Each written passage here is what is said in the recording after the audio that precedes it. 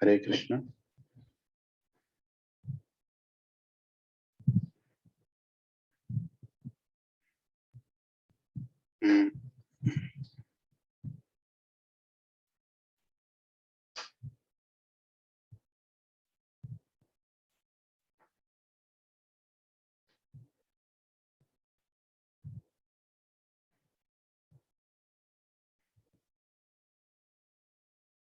Yeah. So we'll sing one more bhajan. Yeah. This is a very slow bhajan. Some of you already know it. I personally love this bhajan. Everybody can sing. Everybody should sing, right? Because I know everybody can sing. We all can sing.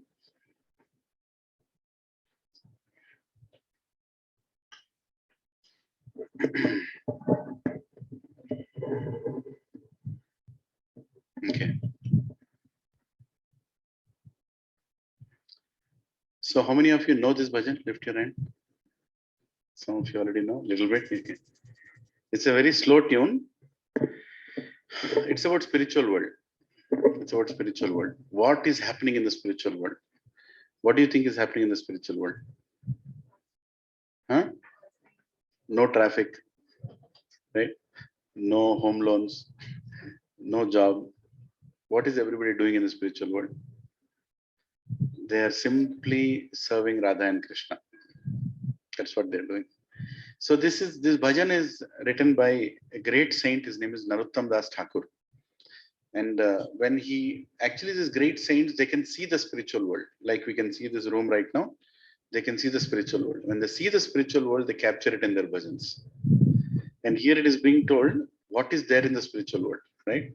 Vrindavana Ramya Sthana Dibya Chintamani Dhama Ratna Mandira Manohara Abhrita Kalindi Nire Raja Hamsa Kelikare Tahe Shobe Kanaka Kamala. What is the meaning of this?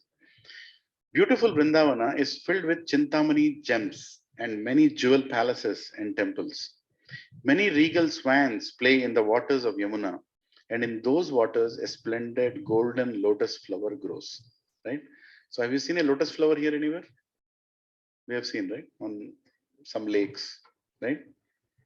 But have you seen a golden lotus flower? Never seen. But you will see it in Vrindavan. Golok Vrindavan, you will see.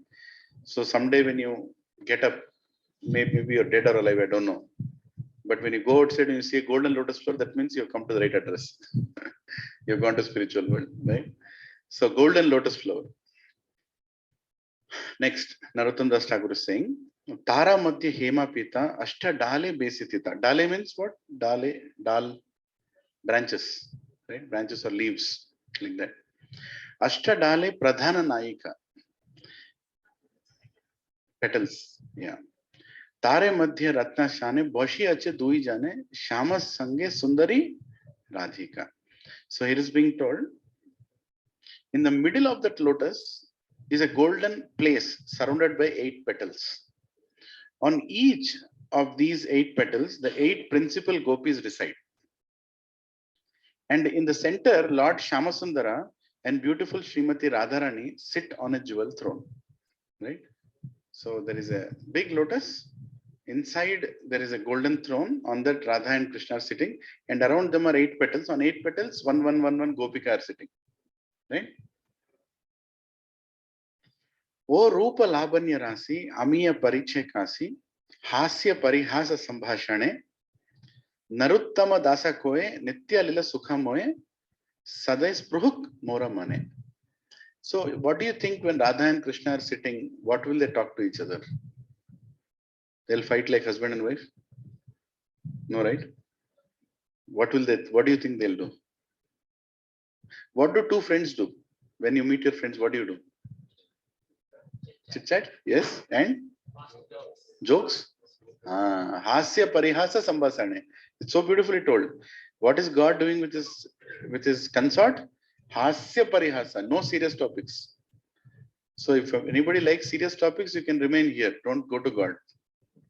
When spiritual world, everybody is only happy. Only jokes. No serious topic.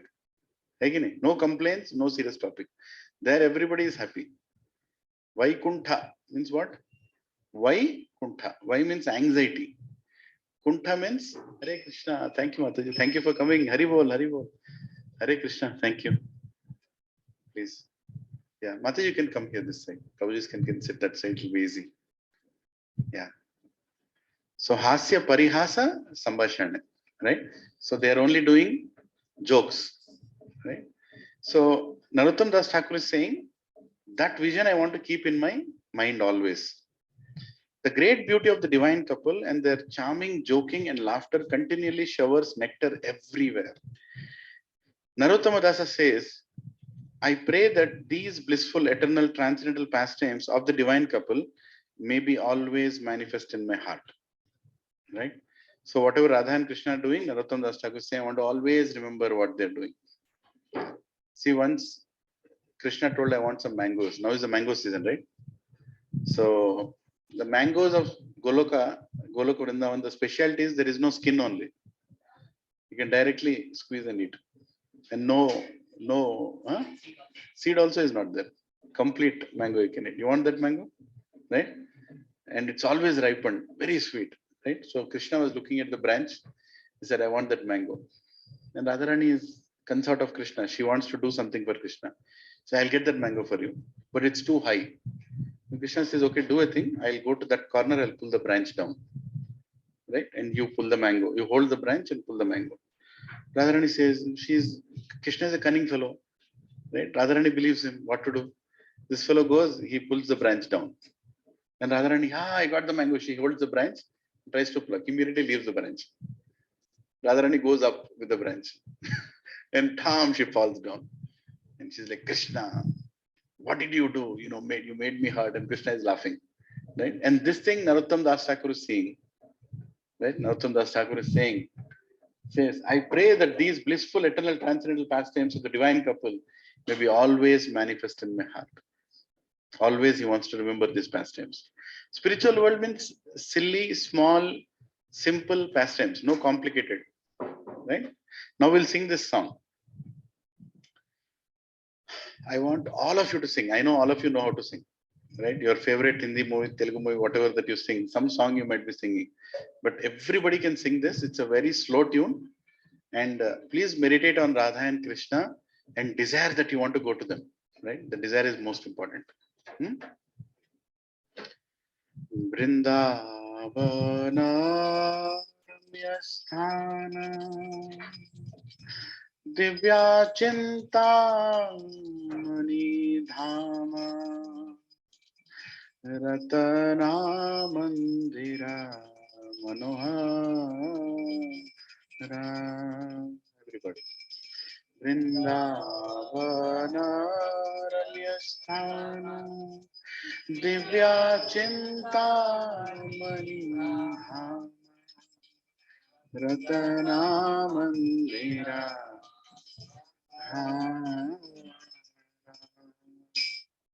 Vrindavana Ramyasthana Divya Chintamani Dhama Ratana Mandira Manohara.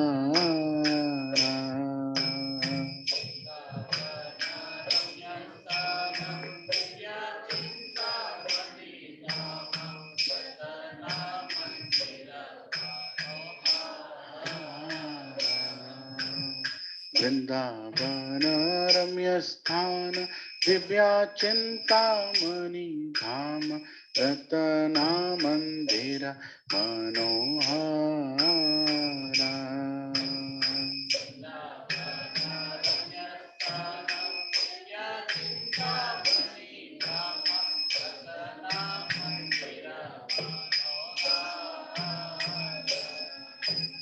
Abrata kalindi neere Raja Hamsa keli tare Tahe shobhe kanaka kamala.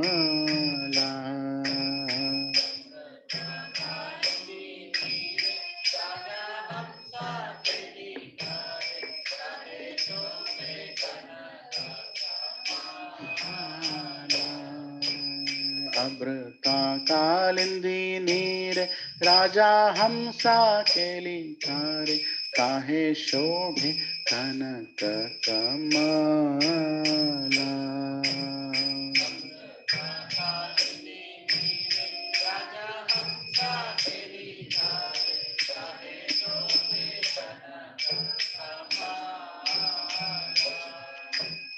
Vrindavan रम्य स्थान दिव्या चिंतामणि धाम रतना मंदिर मनोहरा।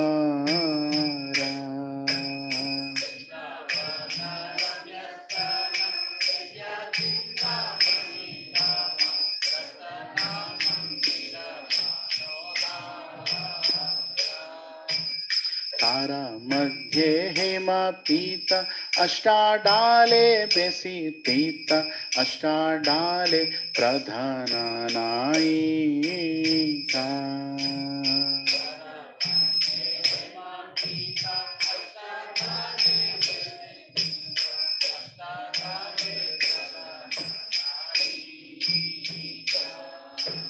तारा मध्ये हेमा पीता अष्टाडाले बेसितीता अष्टाडाले प्रधान नायिका।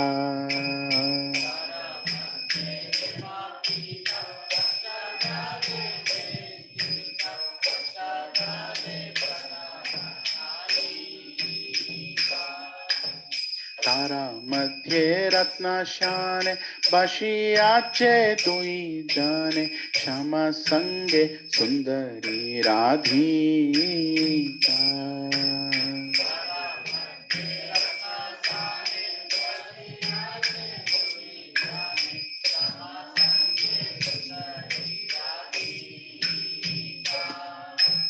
तारा मध्ये रत्नशाने बशियाचे दुई जाने श्यामा संगे सुंदरी राधिका। बशियाचे दुई जाने श्यामा संगे सुंदरी राधिका। वृंदावन रम्य स्थान दिव्या चिंतामणि धाम रतना मंदिर मनोहरा।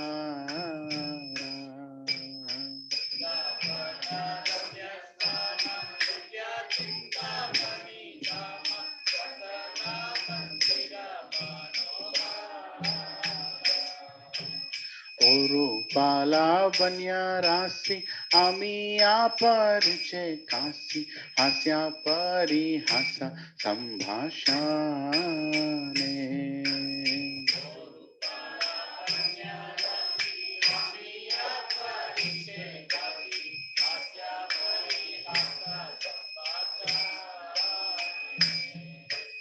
ओरूपाला बन्या रासी आमिया परिचे कासी हास्या परिहासा संभाषणे।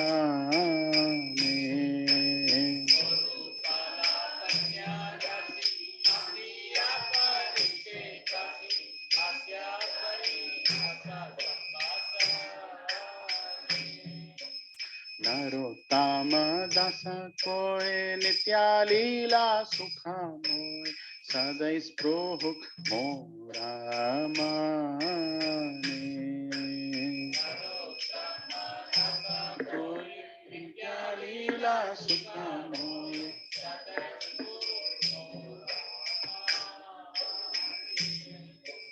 नरोत्तम दास कोय नित्या लीला सुखामोय सदै स्पृहुक मोरा माने।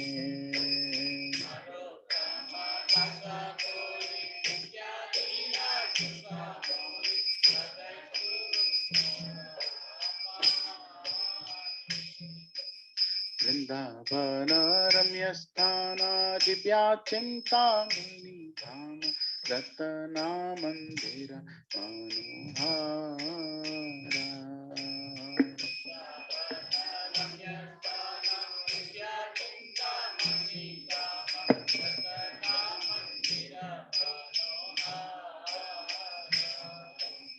अभ्रता कालिंदी रे राजा हंसा केली कारे ताहे शोभे कनक कमाला।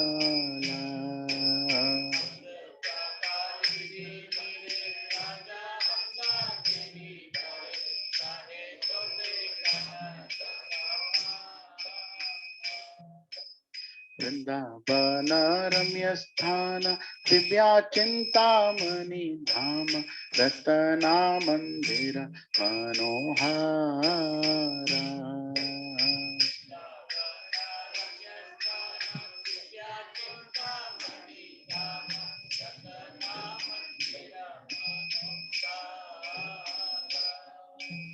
हरे कृष्णा कृष्णा कृष्णा हरे हरे, हरे राम राम राम हरे हरे।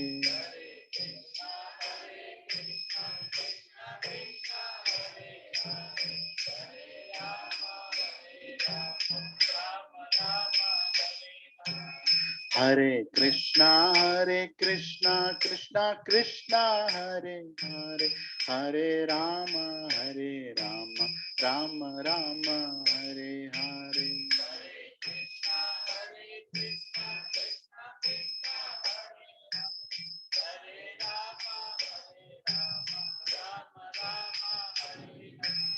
हरे कृष्णा कृष्णा कृष्णा हरे हरे, हरे राम राम राम हरे हरे।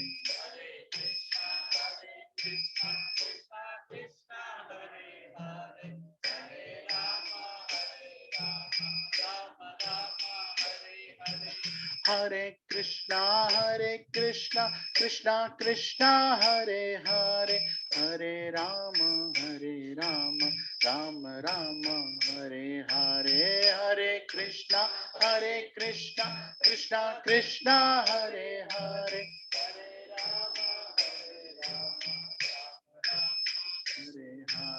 हरे कृष्णा कृष्णा कृष्णा हरे हरे, हरे राम राम राम हरे हरे। कृष्णा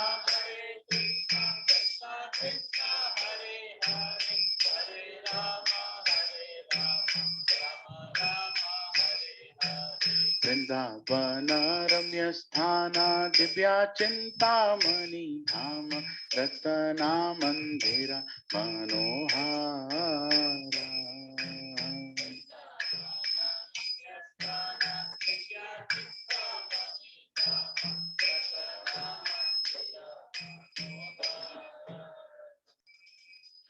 वृंदावन रम्य स्थान दिव्या चिंतामणि धाम रतना मंदिर मनोहारा। वृंदावन रम्य स्थान दिव्या चिंतामणि धाम रतना मंदिर मनोहारा। निताय गौर प्रेमानंदे हरि हरि हरि बोल। Did you all like the bhajan? Yes. How many want to go to Vrindavan permanently? Sure. You'll not go to your houses now. From here directly you'll go. Are you sure about it? You didn't leave anything valuable in the house, right? Huh? Some mangoes are there. You brought them in Vrindavan. Okay. No, seriously, we should be ready for that. Are you ready to go back to Krishna? Yes. Today. What is today? 9th of April 2022. What is the time?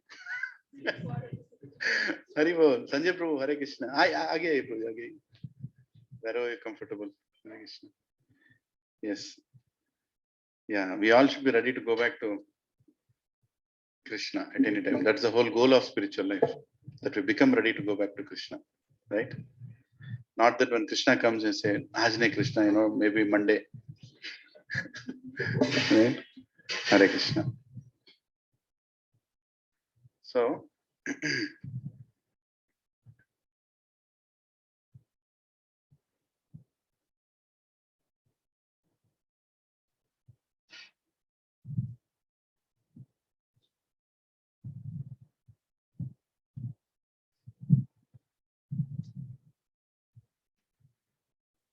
So we'll sing some Ram Bhajan after the invocation prayers, right? And then we'll start today's class.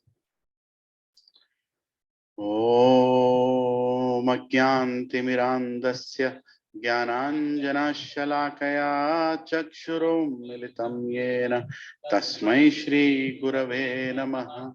Shri Chaitanya Manobhishtam Sthapitam Yena Bhutale Swayan Rupa Kadamahyam Dadadi Swapadantikam Vandeham Shri Guru Shri Yuta Padakamalam Shri Guru Vaishnavamscha Shri Rupam Sagrajatam Sahagana Raghunathanvitam Tam Sajivam Satvaitam Savadhutam Parijana Sahitam Krishna Chaitanya Devam Shri Radha Krishna Padan Sagana Lalita Shri Vishakam Vitanscha He Krishna Karuna Sindho Dina Bandho Jagatpate Gopesha Gopika Kanta Radha Kanta Namostute Tapta Kanchana Gaurangi Radhe Vrindavaneshwari Vrishabhanu Sute Devi Pranamami Haripriye Vancha kalpatarubhyascha kripa sindhobhya eva cha patitanam pavanebhyo vaishnavebhyo namo namaha. Jai Shri Krishna Chaitanya Prabhu Nityananda Shri Advaita Gadadhara Shivasadi Gaura Bhakta Vrinda. Hare Krishna Krishna Krishna Hare Hare Hare Rama Rama Rama Hare Hare. Please repeat after me. Om Namo Bhagavate Vasudevaya. Om Namo Bhagavate Vasudevaya. Om Namo Bhagavate Vasudevaya. Narayanam Namaskrityam Naram Chaiva Narottamam Devim Saraswatim Vyasam Tato Jayamudhiraye Nashtaprayeshu Abhadreshu Nityam Bhagavata Sevaya Bhagavati Uttamashloke Bhaktir Bhavati Naishtiki Krishnaya Vasudevaya Devaki Nandanaya cha Nanda Gopa Kumaraya Govindaya Namo Namaha Namah Pankajanabhaya Namah Pankajamaline Namah Pankajanetraya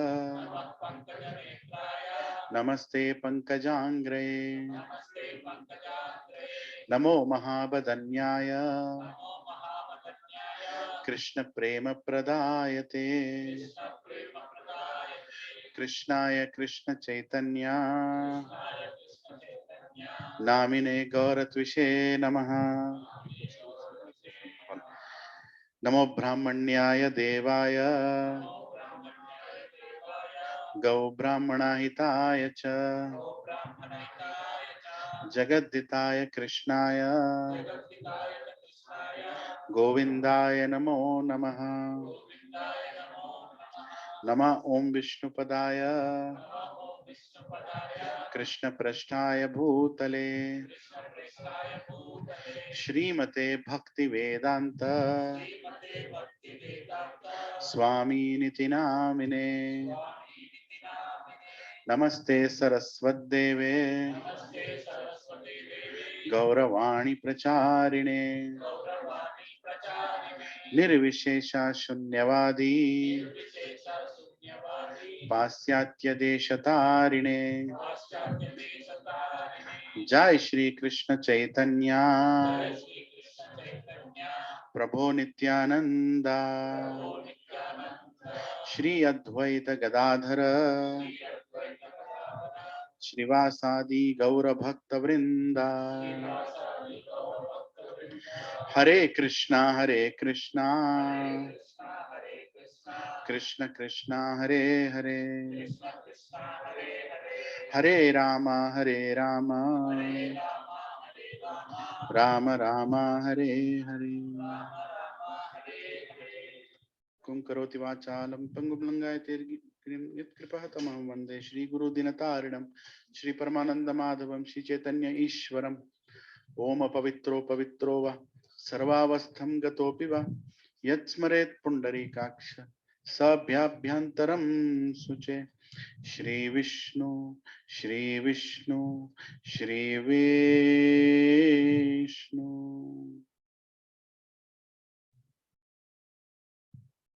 Hare Krishna. Thank you all, Prabhus and Matajis, for coming once again to our home. Today our home is looking like home. Hare Krishna. Priyanka Mataji, thank you for coming. Hare Krishna. Andarki na pranamalu, nannu ashirvadinchina andaru peddavaru. So, it is explained, a well-decorated house is like a snake hole. You keep your hand inside, you get bit. Right? Until devotees come to your home, the house is nothing but a snake hole. In Kali Yuga, every building has many snake holes. You go and knock the door, you don't know what will happen. Right? But devotees' houses are the only houses where Krishna resides. Right? And today, definitely Krishna is here. Of course, Krishna, Radha Gopi Vallabha, the deities there, you must have seen, they are here. But today they're really here because all of you have come. Right? They're very happy. Otherwise, this phase, how long will they see? Right? They have to see some devotees also. Right? So they're very happy. I'm very, very grateful for the pain you have taken, for the initiative you have taken to come here. I'm sure you would have said no to somebody to say yes here. Right? So I'm very grateful to everybody who have done that. And today we'll discuss briefly about Ramakatha, Ramayana. Being a Krishna devotee or trying to be a Krishna devotee, it's not easy for me to speak about Ram. Because Krishna is very different in his nature and his activities as compared to Lord Ram. And Ram devotees are staunch Ram devotees. They'll never say Jai Shri Krishna. They'll say Jai Shri Ram only. Right? And Krishna devotees are Jai Shri Krishna only. They say Ram, but in that Ram also they'll look at Radha Raman. Right? They'll say, okay, Krishna is Krishna. So often an argument happens, two Krishna devotees are sitting, Ram devotees are sitting. And Krishna devotees say, your Ram is always in the palace. Our Ram is in Vrindavan. Nicely, in forest. So Ram Bhaktas think, what should we tell? Say, our Ram also went to Kishkinda forest. Right? He was also in the Kishkinda forest. He was nicely going around. He also liked Kishkinda forest. If you read Ramayana, the description of Kishkinda forest is as good as, Vrindavan, like that. Then Krishna Bhaktas say, your Ram was in Kishkinda forest, but he never ate the mud of Kishkinda forest. Our Krishna ate the mud of Vrindavan. Nicely ate. 2 times he ate. One when he was very young. Second time when he did Brahma Vimohan Lila. When he even became cows, he expanded himself into cows. He was eating grass. Along with the grass, some mud also came. So he ate that. So now Ram devotees are thinking what to tell. Right? There is a competition between Krishna devotees and Ram devotees. So Ram devotee, tells that your Krishna is very, great. He will attract all of you. He'll make you all his devotees. Then he'll leave you in Vrindavan and go to Mathura. You will be in separation. But look at our Ram. Ram took even monkeys back home, back to Godhead. Right? Then Krishna devotees are thinking what to answer. So this is a transcendental Leela. In the spiritual world, there is a planet called Ayodhya. There is a planet called Vaikuntha. Many planets called Vaikuntha planets. And in the center is Goloka. Right? So the same Krishna, he appears as Rama. The same Krishna, he appears as Krishna. The same Krishna, he appears as Balarama. The same Krishna, he appears as Buddha. The same Krishna appears as Narsinghadev. The same Krishna appears himself, not as an avatar, but as a devotee, as Sri Chaitanya Mahaprabhu. Right? So today we'll attempt to do some Ram Lila Katha. I don't know how much justice I'll do to it. But I want to request every one of you today, whatever you are going to listen from me, I'm going to repeat what I heard from my seniors. You are going to repeat to at least one person tomorrow, right? That little request I have, at least one, because if you do that, Lord Ram's blessing will be immensely coming to you. Tomorrow is Ramanavami. Today we are celebrating it. But whatever you hear today, it's not difficult to repeat. I'm not going to tell too many mantras, tantras. I'm going to tell simple story, right, from Ramayana, and all of you can repeat. Can you try doing that? Yeah, to your parents. Hare Krishna Mataji. Please come to the front, Mataji, here. Yeah. Very well. Yeah. Did you all get the panakam? Yeah, everybody. How is it? I did not get it so far.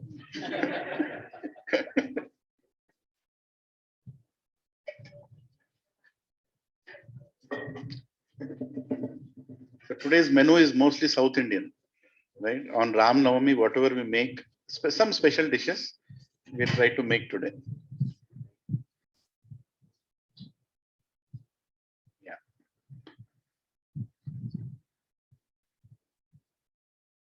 Hare Krishna.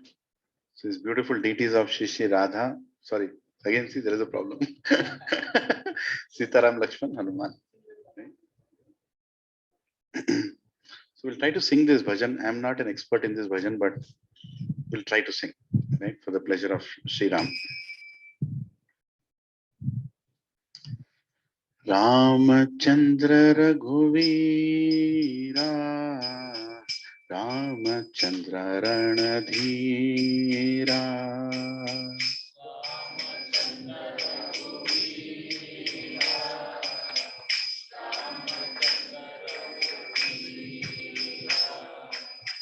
Ramachandra Raghuveera, Ramachandra Ranadhira,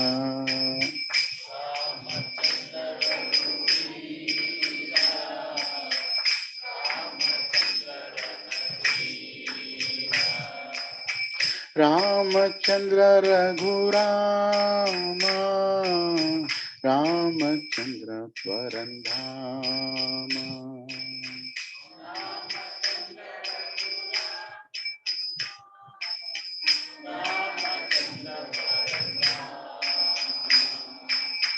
Ramachandra Raghurama, Ramachandra Parandhama,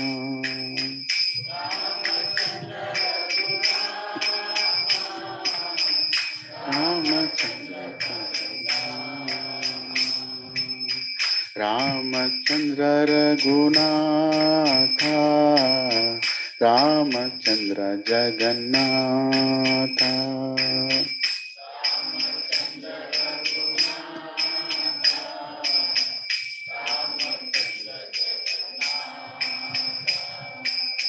Ramachandra Raghunatha, Ramachandra Jagannatha,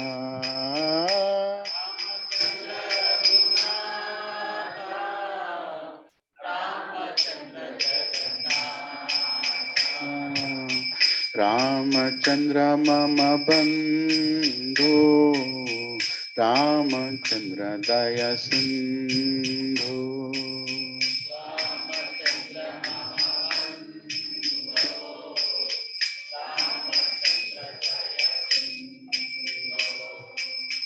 Ramachandra Mama Bandhu, Ramachandra Daya Sindhu,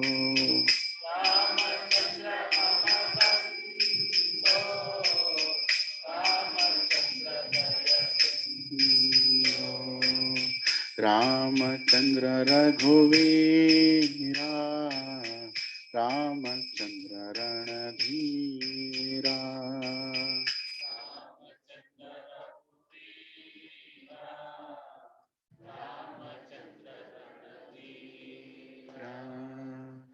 Jai Ram, Jai Ram, Jai Jai Ram, Shri Ram, Jai Ram, Jai Jai Ram, Jai Ram, Jai Jai Ram, Shri Ram, Jai Ram,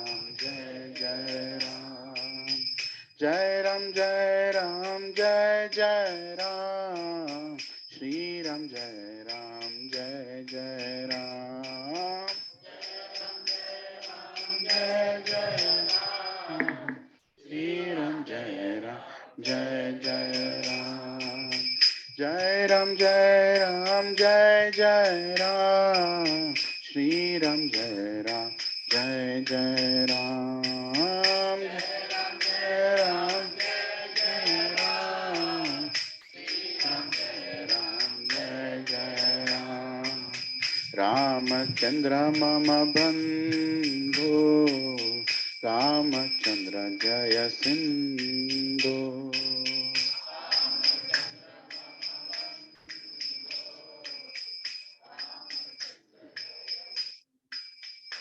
Hare Krishna,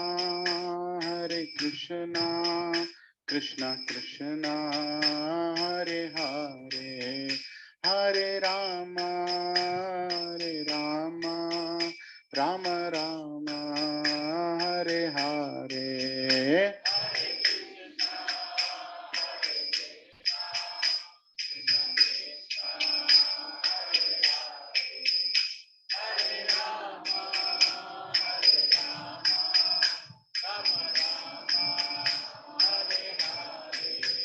Hare Krishna, Krishna Krishna, Hare Hare, Hare Rama, Rama Rama, Hare Hare.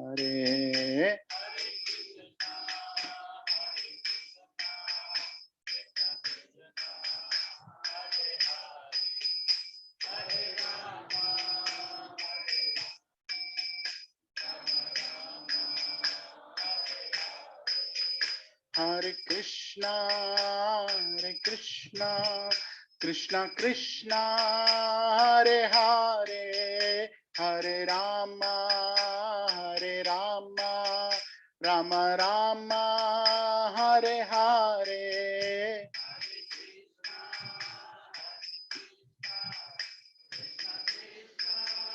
Hare Hare, Hare Rama,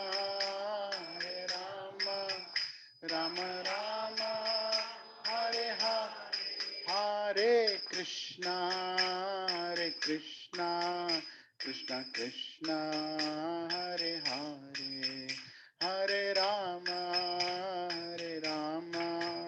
Rama Rama, Hare Hare.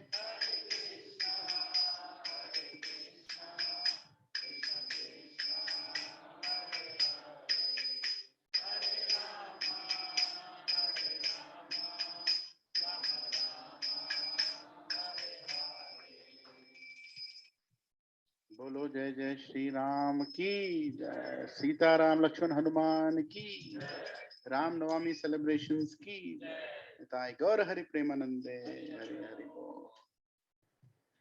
So Lord Sri Krishna, while he was living in Vrindavan, at the age of 5, 4, he would do suddenly, drama of Ram. In the night, when his mother would tell him the story of Ram, suddenly he'll get up and say, "Where is Ravan? I want to kill him." Right? And then his mother would say, "Kana, this is just a story. It's about Ram." But he would suddenly become emotional. "Where is Ram? Where is Sita?" Like that. So nobody could understand that he was himself Sri Ram. Right? So God is one, but he appears in different forms to attract all of us. Right? As Maryada Purushottam Sri Ram, when he appears, he has some very special qualities. So there is this conversation between Narad Muni and Valmiki. Narad Muni came and he was speaking to Valmiki, and Valmiki asked some questions to Narad Muni. He said, "I want to know if that perfect person exists." Right? What perfect person? Let us try to understand these questions. Please try to, can you all read till the back? Can you read it? Yeah, is it sharp enough? Okay. So let's repeat few verses from Valmiki Ramayana. Right? Today is a very auspicious day. So we will repeat these verses, though we may not be able to spell it correctly, but we'll attempt. Right? Kahanu asmin sampratam loke gunavan kah cha viryavan. Can you all repeat? Kahanu asmin sampratam loke gunavan kah cha viryavan. Dharmagnya cha kritagnya cha satyavakyo Drida Vrata. Kritagnya cha Satyavakyo Drida Vrata. He's saying, who really is that person in this present world who is principled and also a potential one, a conscientious one, a redeemer, and also a truth teller and self-determined in his deed. So he's asking Narad Muni, is there anybody like that who is always telling truth, who is always conscious, is completely in the present world, right? He's principled. Is there anybody like that? So the demand doesn't stop there. He asks further. Let's try to repeat this verse also. Charitrena cha ko yukta sarva bhuteshu ko hita.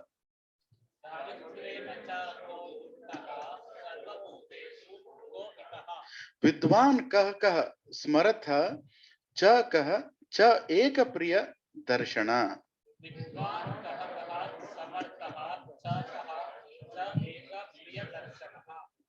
So he's asking, who is he conduct wise filled with good conduct, completely good conduct, who in respect to all beings is respectful, who is adept and also a blessed one, also uniquely good to look to. He's very, very, very beautiful to look to. Who is conducting himself really well. So he's asking that question. Next. Atmavan ko jita krodho dyutiman kah anasyu yakta. Atmavan ko jita krodho dyutiman kah anushu yakah. Kasya bibhatti kasya bibhattiyai deva cha jata roshasya samyuge.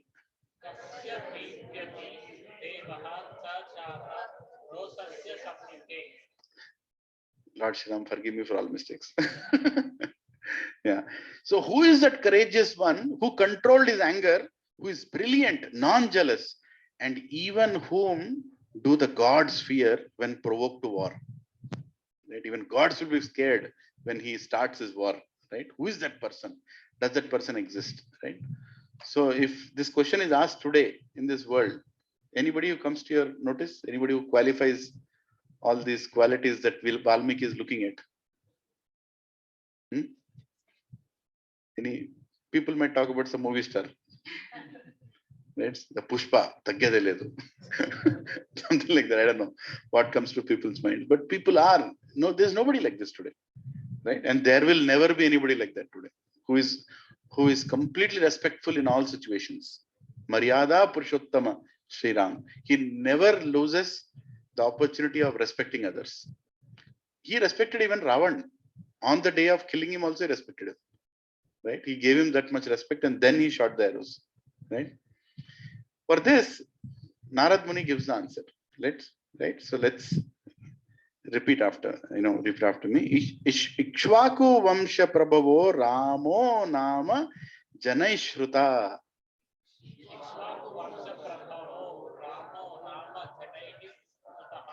Nityata Atma Mahaviryo Dutiman Vasi.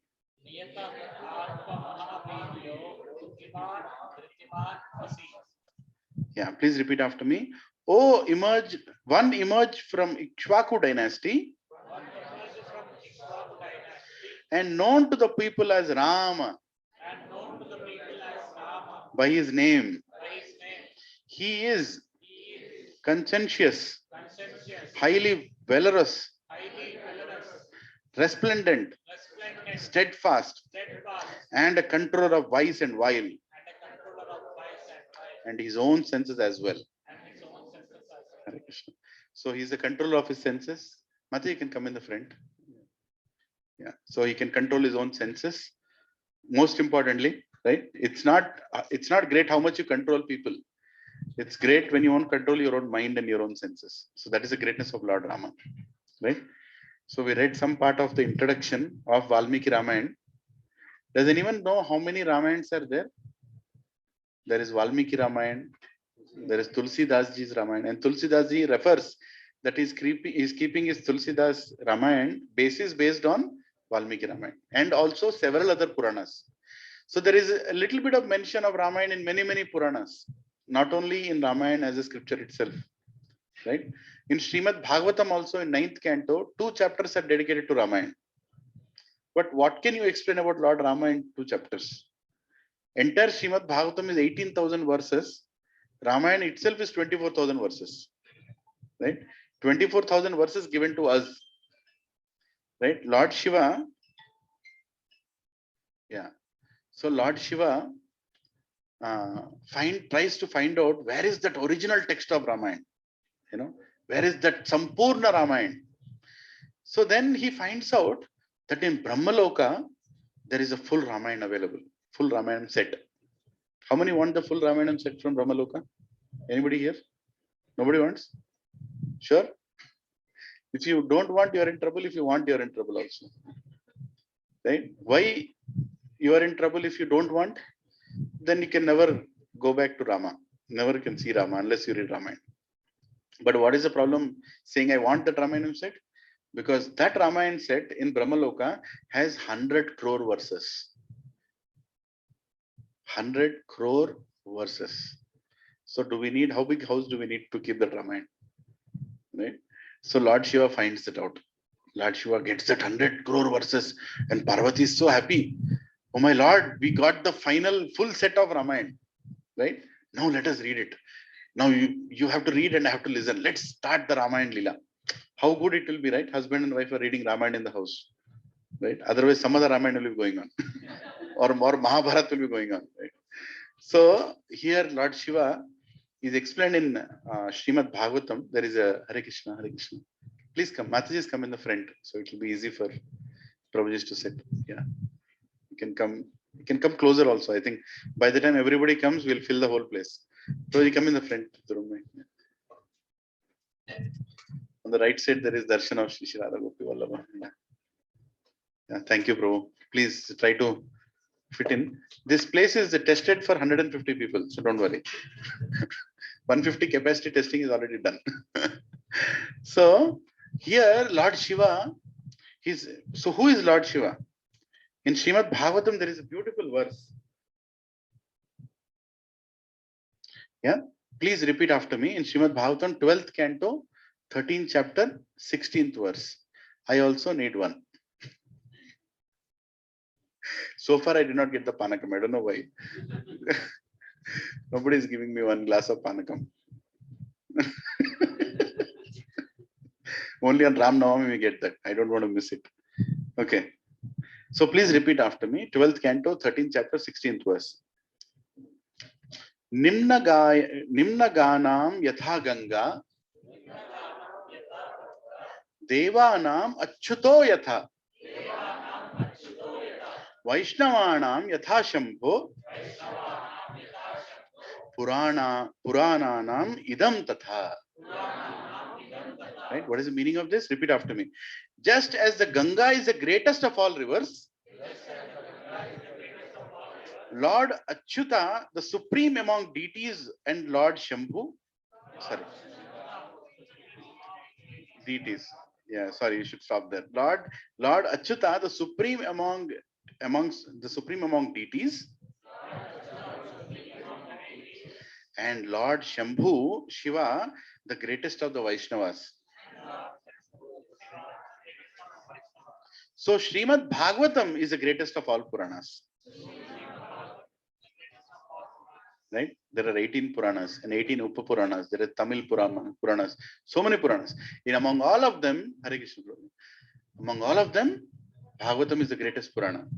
And among all the rivers, what is the greatest river? Mataji, please come in the front. Yeah. That way you can sit closer also. That's the reason I'm asking. Yeah. Right? Am I disturbing the screen? Yeah, I think a little here and there. Yeah. Right? So among Gangas, Ganga is among all the rivers, Ganga is the greatest, Bhagavatam is saying. And among all the deities, Achyuta, Krishna is the greatest. Right? Boom, it fell down. Okay. You can keep that little thing under, yeah, slipped, I think. No, you have to keep it on that from. Yeah. Yeah, I think it's okay. Yeah. And among all the Vaishnavas, who is the greatest? Lord Shiva. Vaishnava, repeat after me. Vaishnavanam Yatha Shambhu. Right? And among all the Puranas, Srimad Bhagavatam is the greatest. It is called Amala Purana. Right? You all have Bhagavatam sets in your home. You have the greatest scripture ever. Right? Now, why is it called that Lord Shiva is the greatest Vaishnava? What is the quality of a Vaishnava? Right? Vaishnava means somebody who is always serving the Supreme Lord and always making everybody serve the Supreme Lord. He's always giving. You go and give Vaishnava something, he'll immediately give it to everybody. He'll never keep it for himself. That is nature. Because he thinks that everything belongs to the Supreme Lord. Ishavasyam idam sarvam. Right? Everything is coming from the Supreme Lord. I'm giving it to everybody. So now there is a problem. What is the problem? Lord Shiva got Ramayana. Is that a problem? For Parvati Ma, there is a problem. Because this person will not keep it with himself. What will he do? He'll start distributing. Right? She's like, we got the Ramayana. Now let us read. And Lord Shiva immediately starts thinking. Right? Paropakara idam shariram. The best way to find yourself is to lose yourself in the service of others. That is the quality of Lord Shiva. Paropakaram idam shariram. My body is to do service. Right? So immediately he remembers, I have 100 crore verses. What will I do with 100 crore verses? What can I do with 100 crore verses, Ramayana? I will distribute it among 3 worlds. Upper planetary systems, middle planetary systems, lower planetary systems. Total 14 planetary systems are there, right? We are in between, Bhuloka. Upar is Maharloka. Below is, don't need to tell. We don't want to go there, right? So immediately what he did, he distributed 33 crore to the upper planetary system, 33 crore to the middle planetary system, 33 crore to the lower planetary system. So how much is left with Lord Shiva? Very good at maths. 1 crore verses are left. Now, Parvati Ma is saying, Kabhi to, matlab, with great difficulty. Already you keep me in hills. We don't even have a house. Now, we got with great difficulty something nice to relish. Lord Rama's pastimes. That also you're giving to everybody. 1 crore we got now. Now, whatever you did is did. Okay, now no more. But what is the problem? Please repeat after me. Paropakaram idam shariram. What will I do with 1 crore verses? He's thinking. What will I do with 1 crore verses? So many people are suffering. Everybody needs to recite Ramayana. If I only recite Ramayana, what will happen to everybody? I will give 33 lakh, 33 lakh, 33 lakh. Khatam. So what is left? Huh? 1 lakh. 1 lakh is left. Now Parvati Ma is enough is enough. Now this 1 lakh we are going to keep. You are not going to do any more distribution. 1 lakh is ours. Okay, 1 lakh we can read. Nicely we can read, right? But there is a problem. What is the problem? Paropakaram idam sharidam. Again, he's thinking, what will I do with 1 lakh verses? Ram's Leela, how can I keep it myself? So many people are suffering. I have to give this to others. So how much did he give? 33,000, 33,000, 33,000. How much is left? 1,000. 1,000. 1,000. Parvati is like, enough is enough. Now this if you distribute, I'm not going to agree. Right? This we will read. You read, I will hear. You read, I'll hear. But what is the problem? Paropakaram idam shri. He gave away 333, 333, 333. How can I see these people suffering? I want to give Lord Ram's name. He gave 333, 333. What is left? 1 verse.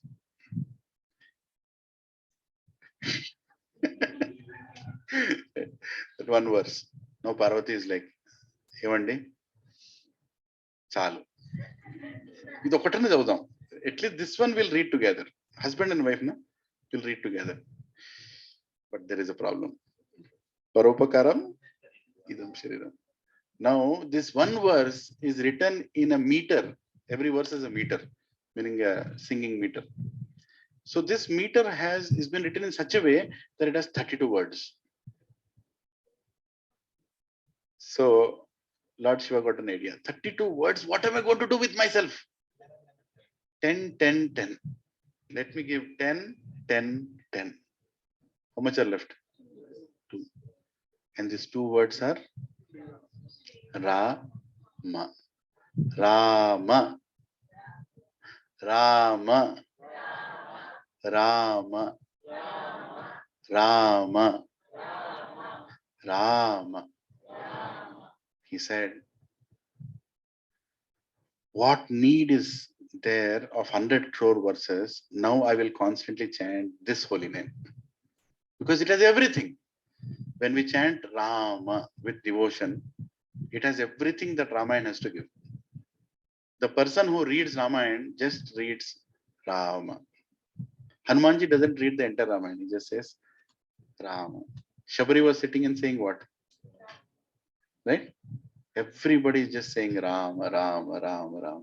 It is explained that the person who has no attraction to anything in his senses, any of the senses, meaning he doesn't like to smell anything, he doesn't like to eat anything, he doesn't like to touch anything, he doesn't like to see anything, he doesn't like to love anything, falls in love with Rama. Because Rama is so attractive. It is impossible that you cannot love Rama. It is impossible. Everybody falls in love with Rama. That is the greatness of Rama. Right? Just the way he walks, the way he talks, the way he speaks, the way he cares, the way he was so beautiful that the sannyasis in the forest when he was walking, they looked at him and they fell in love with him. Sannyasis are not supposed to fall in love. That's why they're sannyasis. They're like, they should be renounced, they should not have any attraction. But the sannyasi who is supposed to go back to Vaikuntha is telling himself, okay, one more life with Krishna, with this person. I want to hug. I'm sannyasi, I can't hug him now. Right? But I want to hug him. I want to serve him. And all those sannyasis came back as gopis when Krishna appeared. All of them came back as gopis. And Krishna married all of them. Right? So the same Ram who attracts everybody is attracted to one person. Who is that? Sita. Right? Sita. So Ram and Sita. Ram is walking with this dhanush like this, right? He holds the dhanush and walks. All the time during the whole exile, Ram is walking with dhanush, Sita is looking at him. How handsome he looks like. Just imagine how many people will be envious of Sita. Right? What a husband. Right? Whole world is fallen in love and this person is walking with the dhanush. All the time is walking with the dhanush. Anywhere he goes, dhanush is there. Right? And finally, after Surpanaka incident happened, first batch of warriors, Ravana's brothers, they come. 14,000 of them come to attack Lord Ram. And at that time, as all of them come and Sita looks at Ram and says, ये उसको use भी करते हो सिर्फ दिखाने के लिए? Do you use it also or you just want to show off that I have this dhanush? Then Ram is like, Sita, this is too much. Immediately calls Lakshman and says, Lakshman, come here, you take Sita and stand in that cave. Lakshman says, Bhaiya, when I am there, why are you supposed to fight? I am there. He says, this is a different issue here. It's not about you being there. Hare Krishna. Mati आगे आइए थोड़ा माता जी लोग इस तरफ आइए. So Prabhuji can sit that side. Hare Krishna, Hare Krishna. आइए. Please come. आज थोड़ा adjust करना पड़ेगा. Prabhuji can go a little back, so Mataji can come in between there. Yeah. Sorry about slowly the hall will expand. Right? So Sita Ma is looking at Ram and Ram says, okay, this time I'll settle the score. Right? And Ram takes the dhanush and he goes in front of those 14,000 Rakshasas. All of them are brothers of Ravan. Ravan has many, many brothers. And it is explained when Ram was killing those 14,000 Rakshasas, they could only see Ram, his dhanush in one hand. That's all they could see. And just imagine, Ram is holding the dhanush, he's going like this. He's going like this. Everybody is dying. How come everybody is dying just looking at the dhanush? Can anybody tell? The other hand was going so fast, picking the arrow, and it was literally going in a circle. They could not even see how is he hitting, what is he hitting. Right? Rakshasas are like, ये धनुष दिखा रहा है, he is showing the dhanush. Then suddenly one arrow comes and is dead. Right? And this news went to Ravan. When Surpanaka first time she goes to Ravan, she tells this news. That, my nose is cut, my ears are cut. I'm so badly, done. Your sister, do something. Ravana looks at her like, you were looking ugly then also, now also. What is the big deal? It is not that affected with Surpanaka's injuries. Then she says, that person, he killed our brothers. I took our brothers to that place. And he killed all of your brothers, all the 14,000 brothers whom you have put in the forest. All the 14,000 brothers have been killed. Then Ravan is shocked. Immediately gets a report how he killed. They say that they could not even see one arm. He was just showing his dhanush, and all the 14,000 people died. Then Ravan is like, my God, I don't want to take panga with this fellow. Right? That's okay, Surpanaka, you can go. It will grow. Your nose will grow back or whatever it told. Just go. We are not going to take, any problem. Then Surpanaka went. Then she understood, this Ravan is not, my brother is not getting motivation to take the revenge. I should say something more. Right? I should do something more. Then she goes and tells the most attracting thing to Ravan. What is it he says? Sita. She says, you don't know how attractive Sita is. You don't know. And that Sita is being taken care of by one forest fellow called Ram. Actually, when I looked at Sita, I remembered you. Hare Krishna. Hare Krishna. Mataji, please come this side. A little, try to adjust that side. Yeah. So she's like, Ravan, actually I went there not to get Ram. So she lies. Right? She went there because she was attracted to Ram.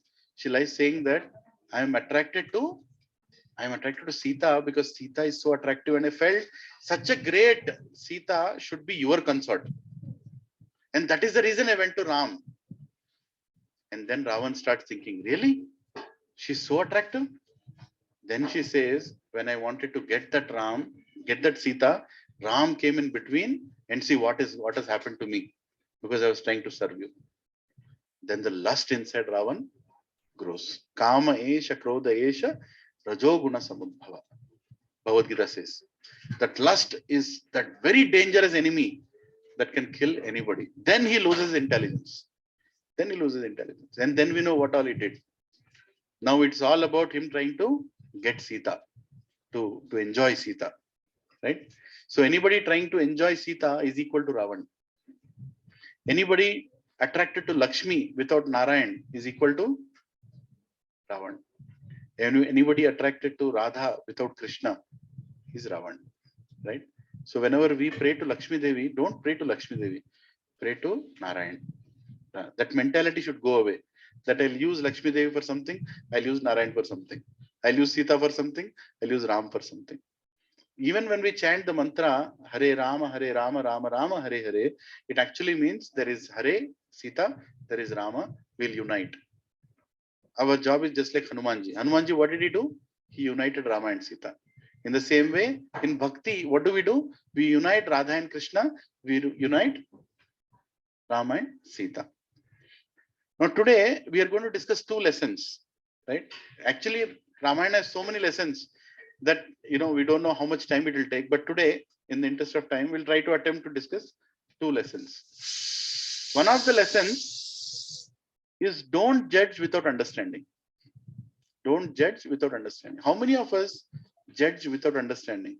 Lift your hand. Right? Many of us do that mistake. Very sincere devotees are here today. Anuradha, do you judge without understanding? See, no. So we all do that mistake. And this meaning we judge people without giving an attempt, without taking the pain to understand why they did what they did. Right? So one of the stories is about Sugriva and Vali. This happens, before Lord Ram met Sugriva. So Sugriva and Vali were very nice brothers to a king called Vriksharaj, right? So they were such nice brothers that Vali and Sugriv, Sugriv used to really respect his elder brother, and the elder brother was coronated as a king of Kishkinda forest, right? And there was no envy that Sugriva carried. He always felt that the right person to rule the kingdom is Vali. In fact, Vali was so strong that it is explained when Ravan attacked him once, he just tied him with his poonch tail, and he roamed around the planet 2-3 times, and Ravan was helpless. You can imagine, right? How powerful was Vali. And Vali had a wife called Tara and a son called Angad, right? Now the problem started. There was a demon, his name is Mayavi. The demon attacked, right? The demon attacked the kingdom of Kishkinda. At that time, Vali told Sugriv, you stay back. I will go and take care of the demon. Somebody has to take care of the kingdom. He seems to be very, very... Now this demon, Mayavi, is actually a brother of another demon. I forgot the demon's name. And that demon was killed by Vali.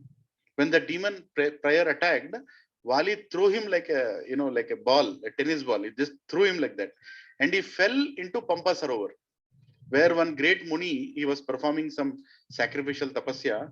And when his body came and fell there, all the blood, mucus, bones, everything fell across. And then he cursed Vali that if anybody who has thrown this will enter this place, he'll immediately die. He cursed, not knowing who it was. So it was Vali. So Vali would go to any place except Pampa Sarovar. How many have you gone to Hampi? Pampa Sarovar you have gone? You should go Pampa Sarovar. It's a very beautiful lake. We went there. We took a dip there also. You should go there. So the war happened, and the war was happening between Vali and this demon. Yeah, his brother's name is Dundubi. So that was the demon who was killed and thrown into Pampa Sarovar. So the war was so voracious that at one point they went into a cave, and inside the cave the war is happening. Now 1 day, 2 day, 3 day, 4 days, 1 month war is happening, and literally they are smashing each other. So much sound is coming, and Sugriv is standing outside. Is wondering should I go inside or should I stay outside? But at once, huge splash of blood came outside the cave like that. And a huge voice of Vali came. And immediately Sugriv felt that, I think my brother is killed. Because the blood and the voice came at the same time. And he was totally perplexed. I think my brother is killed. Immediately, the only thing he would think of is if this demon comes out, the Mayavi, if he comes out of the cave, then nobody can stop him. He'll kill us also, all our families also. So better I do one thing. What to do? Cover the cave, right? So he brought a huge rock, which is humanly impossible to move, and a lot of people together put the effort to perfectly fit that rock into the cave so that it cannot be removed. It's as good as plastered. You cannot come out of that cave. Like that he kept it. And then immediately he was crying, weeping that he lost his brother. He went back and he told his wife, his brother's wife, Tara, that your husband is gone.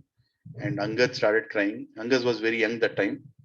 And the priest told, Sugriv that I think Angad cannot be coronated as king now. The king's son becomes king, but Angad is too young. So we cannot coronate him as king. You better take up the kingdom. And Shastra explains that in those days, which may not apply in Kali Yuga now, that if one brother passes away, the other brother can take care of his wife also, wife and children. It's his responsibility to take care of his wife and children and all others in the kingdom. So that's what Sugriv did. He went ahead and started taking care of them.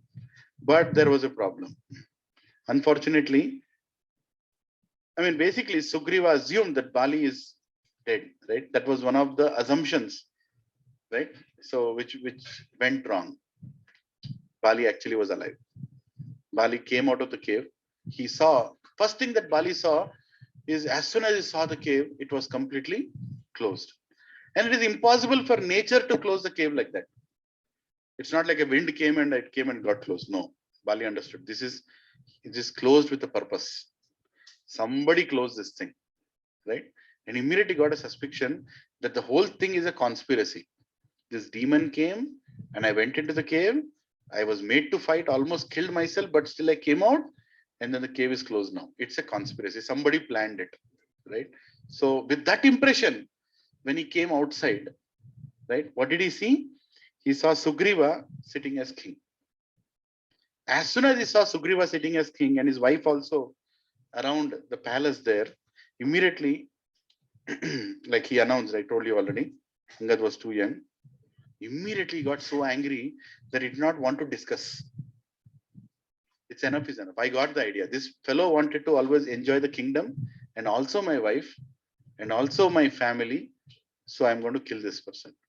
And Vali was not an ordinary person. He was so strong that Sugriva wanted to tell that, actually wait. But looking at his eyes filled with anger, Sugriva immediately got up and started running. And as soon as, because Sugriva felt, now I cannot talk to him, let me talk to him later. But what did the running give a news to, what did Bali feel looking at Sugriva running? He has done it, right? The mere action of him trying to run away sent a wrong signal that actually he wanted to kill me and enjoy my kingdom, my family.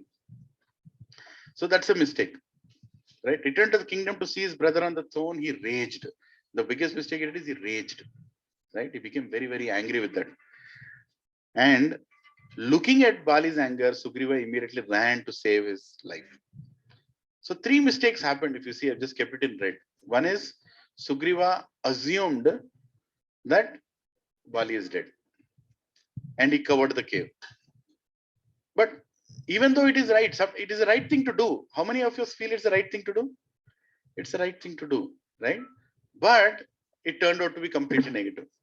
A lot of times in life, if we also introspect, we do things thinking that it is right. And actually it is right only to do.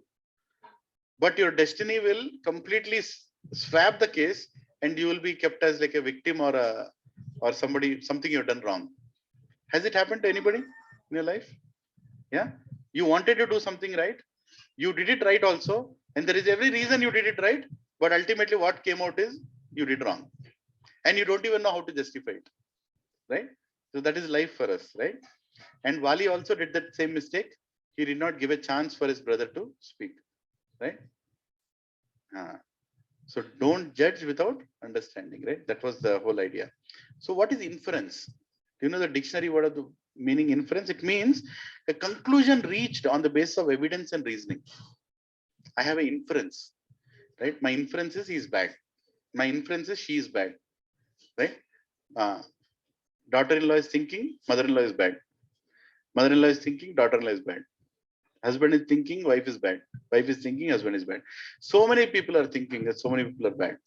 Subordinate is thinking boss is bad. But it's appraisal time, so it's good.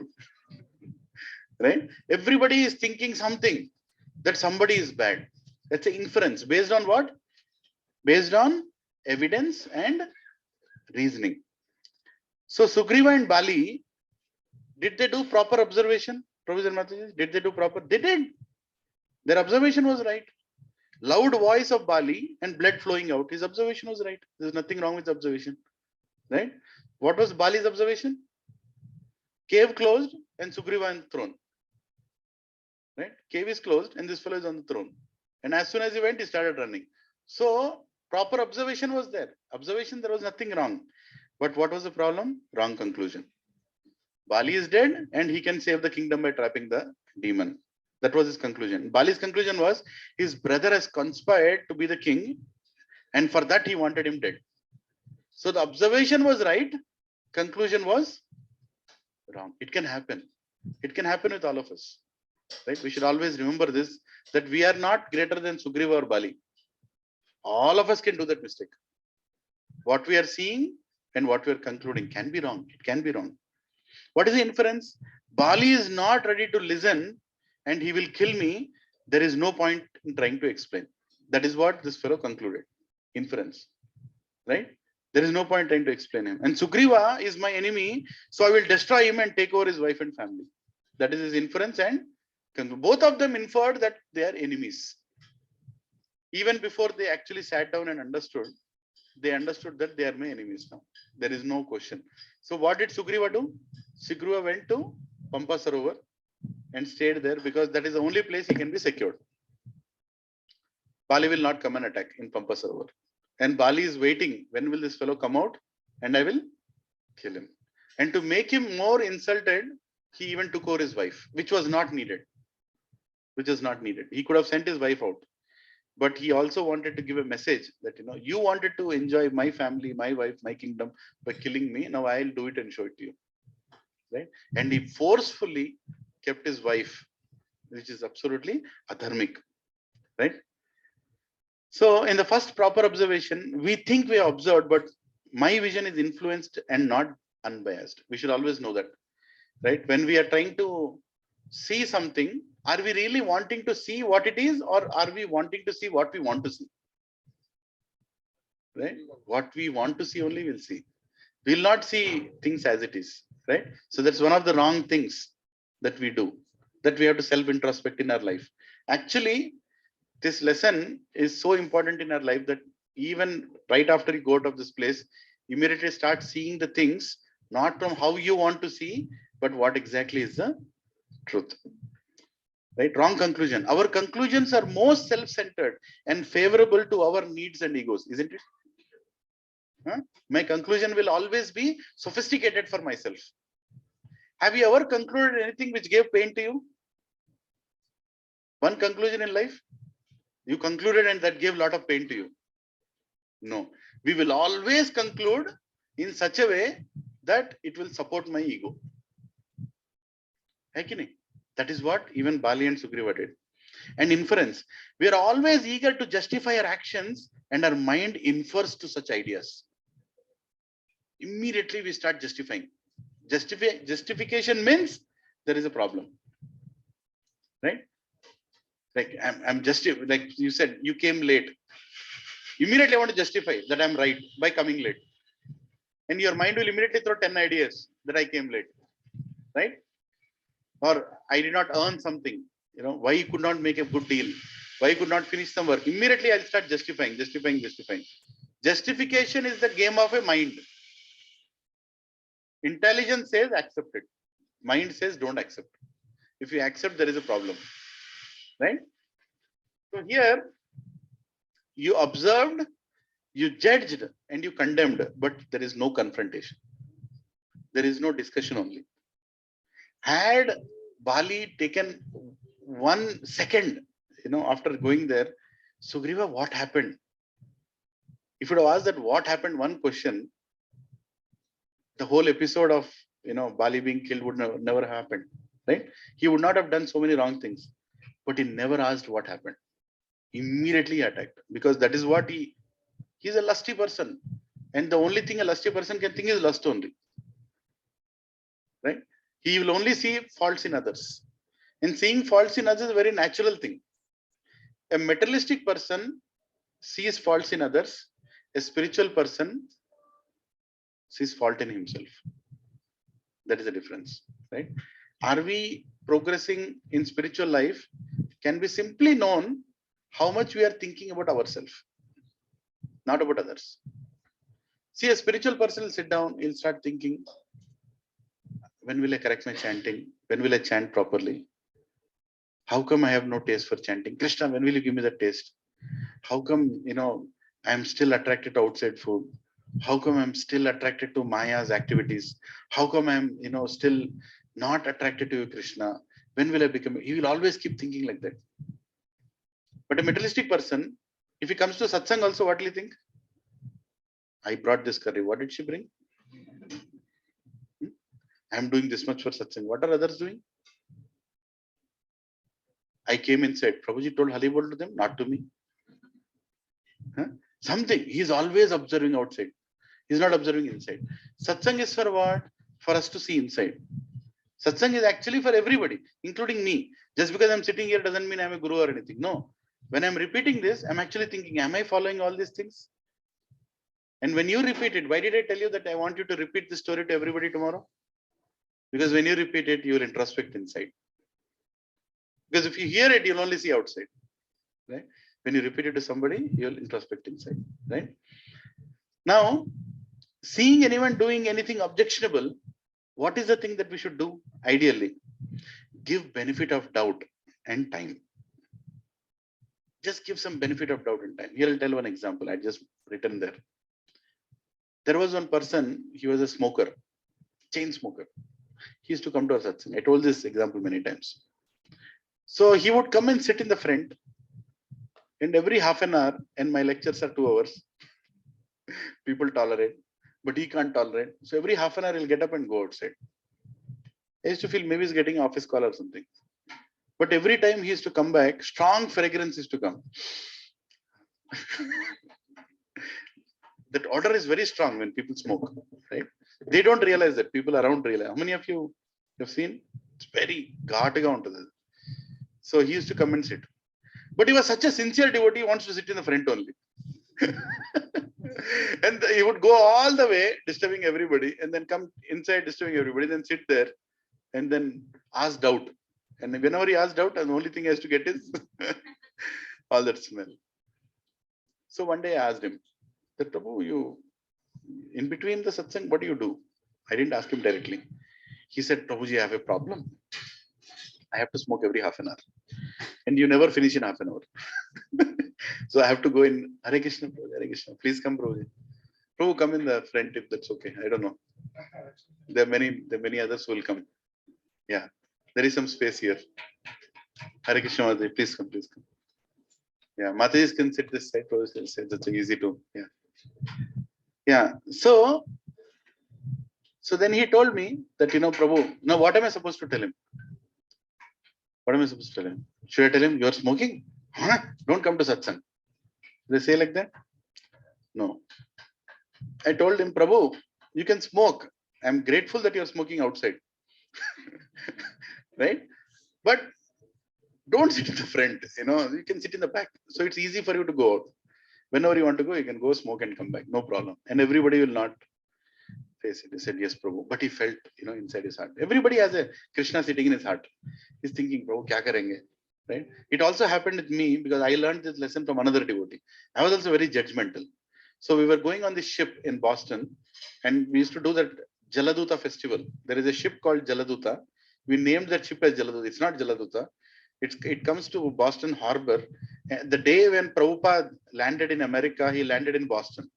So when he stepped out, from the ship name was Jaladuta. So every year we used to celebrate the festival. So one devotee would go, rent a ship and name it as Jaladuta. So we all would get into the ship and we would do kirtan and we would do dancing, and the ship would go, the Boston Harbor, it will go like that and it'll come back. So that day I was dancing and, very nice, and there was a nice lecture going on. And there were a lot of people on the top. I went to the back and then I saw down one Mataji, one American Mataji, she was smoking in Jaladuta ship, down. Then I felt immediately what I should do. I should go and report about it. To whom? To the temple president. What is this? This Mataji is smoking like that. So that's what I did. I went and immediately told Mahavishnu Prabhu, and temple president is there. Prabhuji, I'll tell you something, you'll be very upset. I wanted to create that impact. What is it you want to tell me? Prabhuji, I can't even tell you, I'm feeling so sorry. He's like, what do you want to tell me? Prabhuji, that Mataji, that Mataji who does all that service, that, she's very nice. Yeah, she's smoking there. Prabhuji, she's smoking there. She's smoking there. He looked at me, what is your problem? She's smoking, what is your problem? So, Prabhuji, how can she smoke like that? He's like, she can smoke, she is addicted, she'll leave it one day. What is your problem? She'll leave it one day. But Prabhuji, Jaladuta ship. Prabhu, go sit, do your kirtan. That day I understood, okay, this is ISKCON. I don't fit here. There's a long way to go. I have to correct myself. I only see faults in others. I don't want to accept that people take the time to transform. Right? I have to give that benefit of doubt, right? So I learned that lesson. So I applied it in my satsang when I started conducting satsang after some years. And I told that Prabhu, please, from bahar se aao, piche baito, udhar se hi jao, right? So then after 3 months, he came and told me, Prabhu, I have made a resolution now. What is it? On the satsang day, I will not smoke. Thank you, Prabhuji. Great sacrifice. Very nice. Good steps. After 3 months, he came and told me, Prabhu, on that week, I'll only smoke once. In the whole week, I'll only smoke once. Right? And then finally he told me, Prabhu, I'm not smoking. Hari bol, Hari. He left smoking. Right? So we have to give the benefit of doubt, which Vali did not give to Sugriva. He did not give. He only saw the fault, immediately said, I'm going to punish this fellow, kill this fellow. Right? So what is the other thing? We also, when we see fault in others, we should give the benefit of doubt and time for people to change. Allow them, give them a chance to defend. Right? You should allow them to talk. Even before you're talking. I saw you doing that. But then, but no discussion. I've already seen you, right? That's not going to work, right? So I'll tell one example of one devotee. We were in a temple called New Vrindavan. And in New Vrindavan temple, they were serving prasadam. And this one American boy, he became a devotee. He was trying to become a devotee. So there was khichdi and there was paneer sabzi. ISKCON means paneer. I mean, I never ate paneer in my life, being a South Indian. But after coming to ISKCON, by now I would have eaten some 200 kgs maybe, I don't know. Everywhere paneer, paneer, paneer. Especially in US, they will cut these big chunks of paneer, like paneer means kitna, paneer butter masala, you have to search where is paneer. Like there they give this big chunk of paneer, like literally 2 by 2 inch, like that. So this boy, American boy, again and again he was coming into the line, so paneer do. And that serving devotee, one brahmachari was serving. It's like, pura paneer ye khayega bullu. What will others will eat? Everybody should get their paneer share. So he was like giving paneer and looking at him like this. Don't come again. But this boy comes back. Again he comes in the line.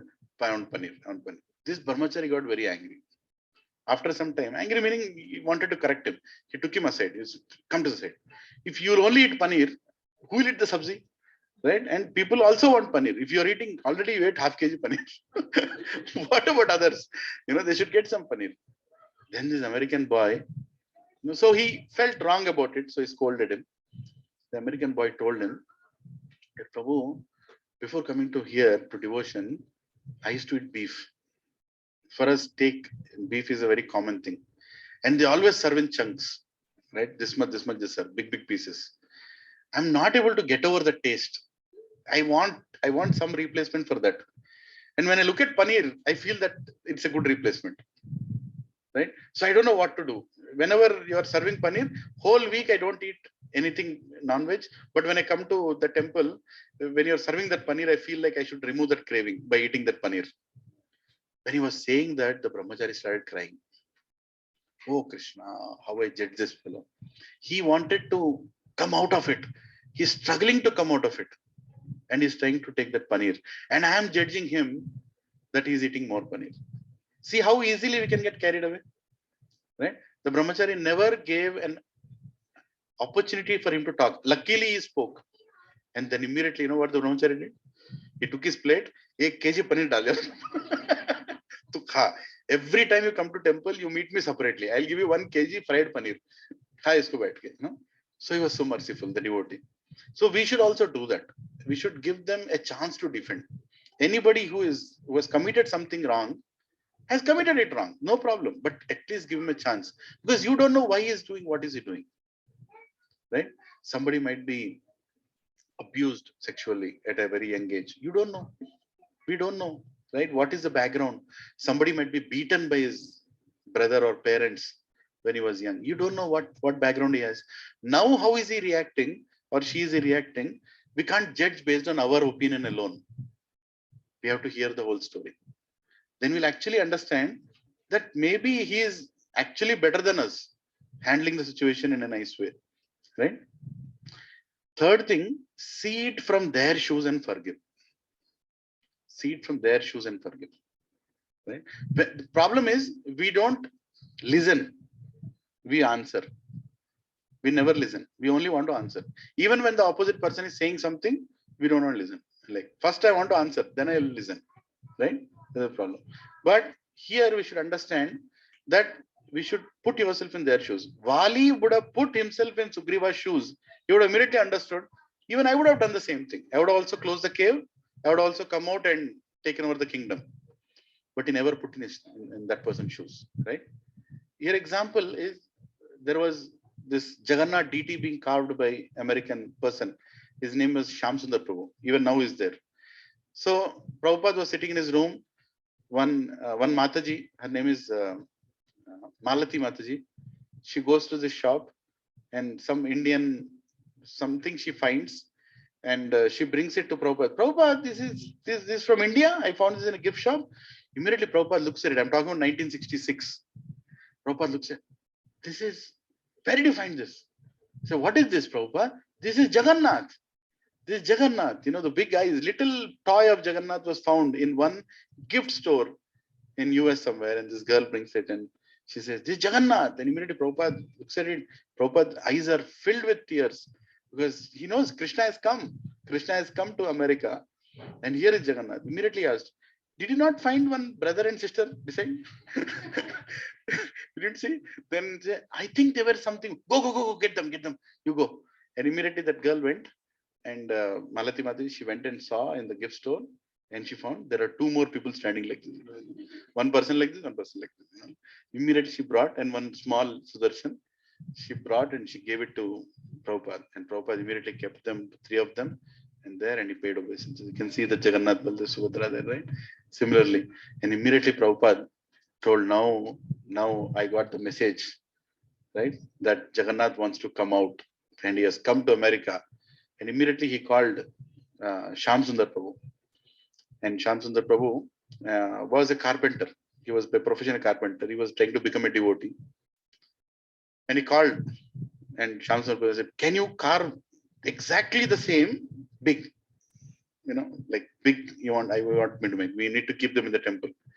And Shyam Sundar Prabhu said, yeah, I can make it very simple. No big carving only, right? Two hands like this, you know, round. Jagannath is very easy to carve. It's a whole another pastime why Jagannath is like that. But she said, I'll carve. And while he was carving, Prabhupada wanted to see in between whether he's carving nicely or no. So he went to Shyam Sundar Prabhu's house. Just imagine, Prabhupada is a sannyasi from Vrindavan, a pure devotee, and Shyam Sundar Prabhu is a hippie, you know, like an American young boy. And Prabhupada looks at Shyam Sundar Prabhu, directly enters the room. He didn't tell Shyam Sundar Prabhu is going to come. And Shyam Sundar Prabhu is carving, Jagannath with a cigarette in his, in his mouth like this. He's carving, and beside his Baladev, on his head is a cigarette packet. Just imagine what Prabhupada would have felt looking at it, right? But what we can learn from Vaishnavas, right, is Prabhupada put himself in his shoes. What can this boy understand about Jagannath and Baladev? And so many bad habits these all American boys and girls have. Everything illegal they've already tried. So what did Prabhupada tell? He told, instead of scolding him, he told, Shyam Sundar Prabhu, why do you want this small packet of cigarette between you and Krishna? You really want this packet of cigarette between you and Krishna? You can go back to Krishna, but this packet is in between. You really want this in between? And Shyam Sundar Prabhu immediately threw the cigarette. He said, sorry, Swamiji, I don't think I need this. He threw the cigarette packet away. And since then, he never smoked. Right? But Prabhupada gave him the most merciful lesson through love. Through love. Simply by treating him with love, he could take away a bad habit of, Shyam Sundar Prabhu. And those deities came out for Rath Yatra and they're worshipped. Right? And Jagannath is being worshipped. Jagannath Rath Yatras are happening around the world in all cities around the world now. That is the greatness of Srila Prabhupada. Srila Prabhupada ki, yeah, right? So when we see something objectionable being done, like exactly what Bali saw in Sugriv, what are the three things we should do? Number one, give benefit of doubt, a little bit of time. Number two, allow chance for him to explain, defend, and put yourself in their shoes, right? These are the three lessons we can learn. But anyway, Lord Ram finally solved the problem, right? When Lord Ram came, was Lord Ram killing Bali an inauspicious thing? No, it was not inauspicious. Everything that God does, Janma, Karma, Chame, Divyam. Anything it does is Divyam, auspicious only. So how is it auspicious? Lord Ram killed Bali, right? The whole. So, but why did Lord Ram kill from behind? A lot of people have this question. That why he killed Bali in such a adharmic way. He's a warrior, right? He should have a war. He should tell Bali, come, let's have a fight one-on-one. Can anyone tell why did he kill from behind? Actually, Bali asked that question. When he got shot by that arrow, it was Ramban, not ordinary. So he's going to die. Killing Bali is not easy.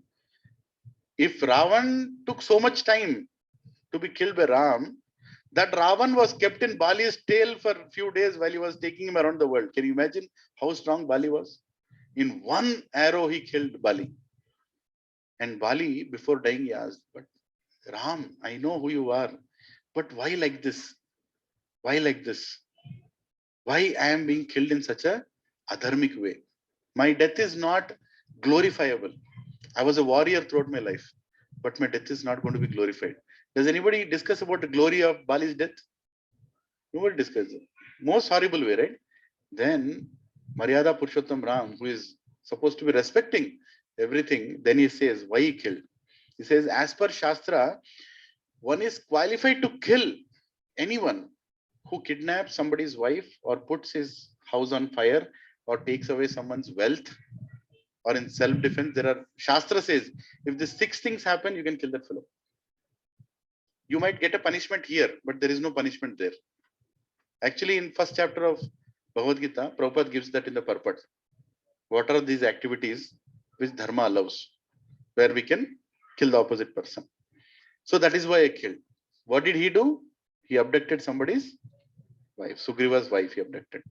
Right? That's why I killed. Second, Bali was holding Sugriva's wife, which was adharmic. An adharmic fellow doesn't need to be killed in a dharmic way. He can be killed in adharmic way also. And actually killing him in adharmic way is the right punishment for him, because he never followed dharma. Karna was also killed in a dharmic way, because he killed Abhimanyu in a dharmic way. He abused Draupadi in a dharmic way.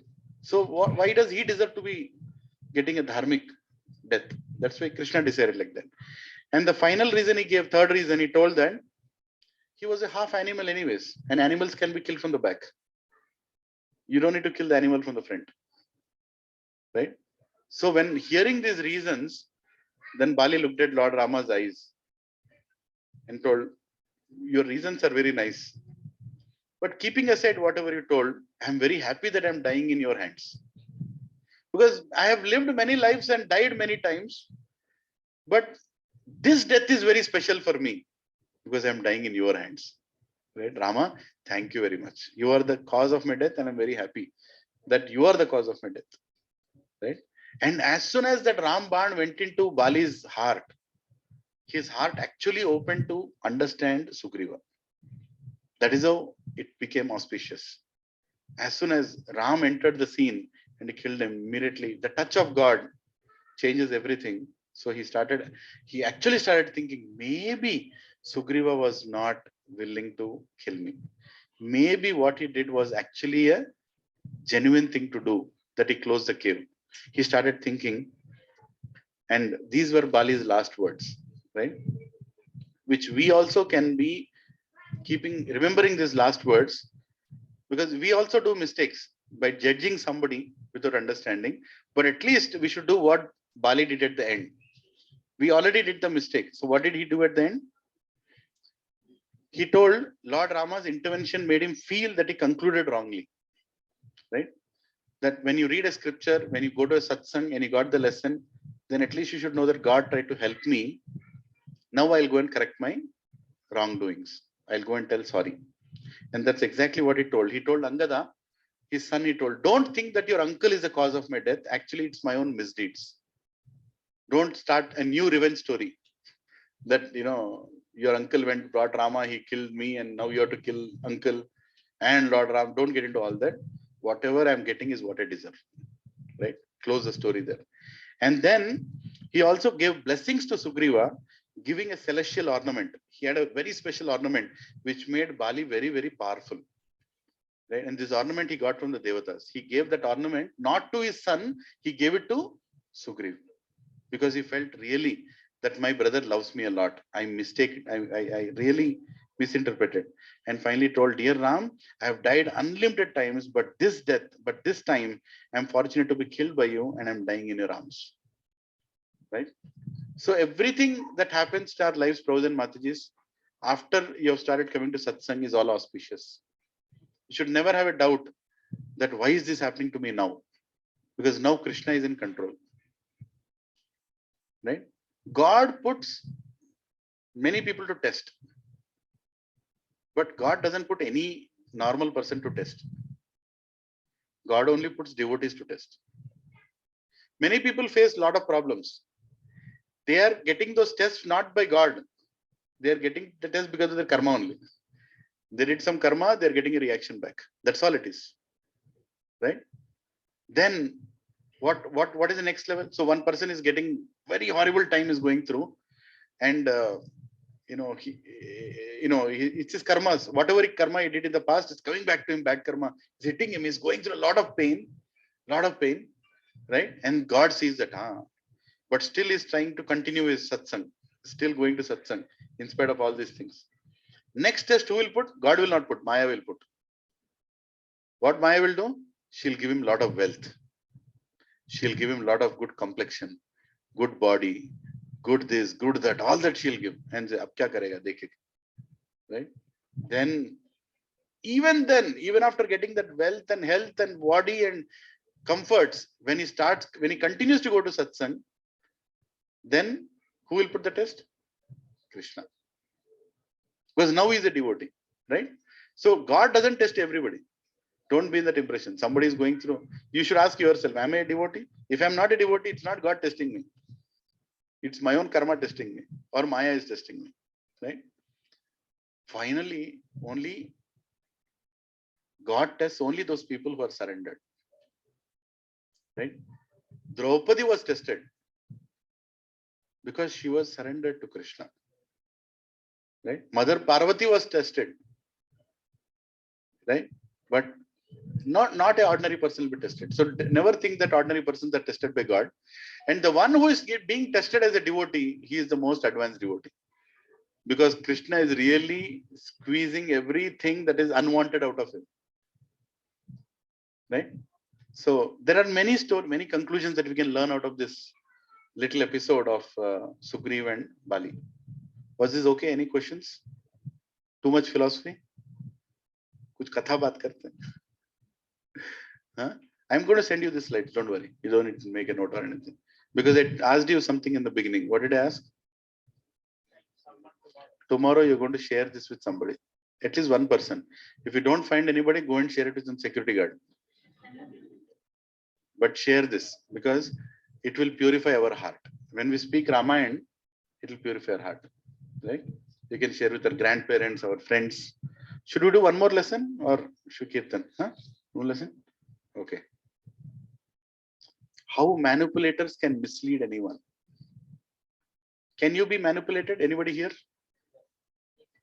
Really? Did everybody get Panakam? I also got mine. It's nice. Yeah. So, does anyone know why do you make Panakam during this time? Ramanavami? Does anyone know? I don't know. I'm asking. No? So that's a homework for everybody. You can write in the group, please. Anybody find out, because we are not going to blindly believe that, oh, Ramayana, Ramlila, Panakam. No, there has to be some good reason. Yeah, Mother, you know something? Huh? Yeah, at this time of the summer, yes, nothing like a Panakam, right? Goes on the body, health per se. But if there is any relation with Ram Navami, please enlighten all of us. Right? I want to also know. Okay, how manipulators can mislead anyone? Anybody can be misled, even us. We also can be misled. If we are thinking we are too intelligent, which we all think, everybody thinks I am the most intelligent person. Everybody looks at the mirror in the first thing in the morning. इतना अच्छा भगवान ने कैसे बनाया मेरे को? How did God make me so beautiful? That's the first thing that comes to the head. No matter the nose is like this, eyes are like this, it doesn't matter. That is Maya. Right? That's what you feel. So anybody can be misled. Favorable situation. Dashrath, his wives, right? How many wives did Dashrath have? No, he had 1,000,003 wives. So Dashrath had many wives, And actually, he had many sons also, many daughters also. He had a big lineage of children. A lot of people don't know because we have not seen the entire Ramayana. Actually, Parshurama, you know Parshurama, right? An incarnation of Lord. When he decided to kill all the Kshatriyas, every time he came to Ayodhya, he saw Dashrath marrying somebody. So he said, okay, let me leave this fellow now. Because that is the pratigya I took. I'm going to kill all the Kshatriyas on the planet. Dashrath also was a Kshatriya. But he told, if he is at that time marrying, I will leave him. So every time Parshuram came, he started somebody. So he had many wives, not only for that reason, but a king would have many, many wives for many, many reasons. Not that he wants to enjoy women. No, that's not the way to look at it. The reasons were many. Divine reasons also are there. Arjuna had many, many wives, right? Even Yudhishthir had more than one wife. But all these things are not covered in Star Plus, so it's not, they don't have so many episodes. But anyway, but Dashrath still wanted a son who would deliver his ancestors. That was one of the duties of a father, that he would beget a son who would deliver the ancestors. And looking at his children, he never felt that these people are so capable. Then in his heart of heart, he prayed to Lord Narayan and he asked for a son like Narayan. And who came there? Lord Ram. But Lord Narayan's all the Chaturvyuha came. Right? Vasudeva, Lord Ram, Sankarshan, Lakshman, Pradyumna, Anirudh, Shatrugya and Bharat. All the four of them came. Right? And the four of them took birth. There is a whole pastime, how they came and how the, whatever fruit was given was distributed, how the queens finally had that four great sons. And because they are Swayam Amsha of Narayan, they all used to love each other so much. And the family was so nice. All the three wives, the king and the children were very happy. Everything favorable. What is the favorable? Lord Ram was loved by all. Everybody loved Lord Ram. Right? Just now, sometime back, we discussed how can you all sit down, settle down? Yeah. And Ram was unanimous. It was a unanimous choice to be the king.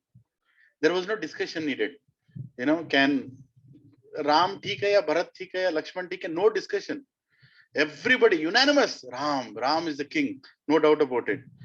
Dashrath was advised to cornet Ram. Actually, it's explained in Ramayana. At one point, can somebody close the door there? Yeah, it's okay. That's okay. Yeah. So at one point, Dashratha got a doubt. Am I not a good king?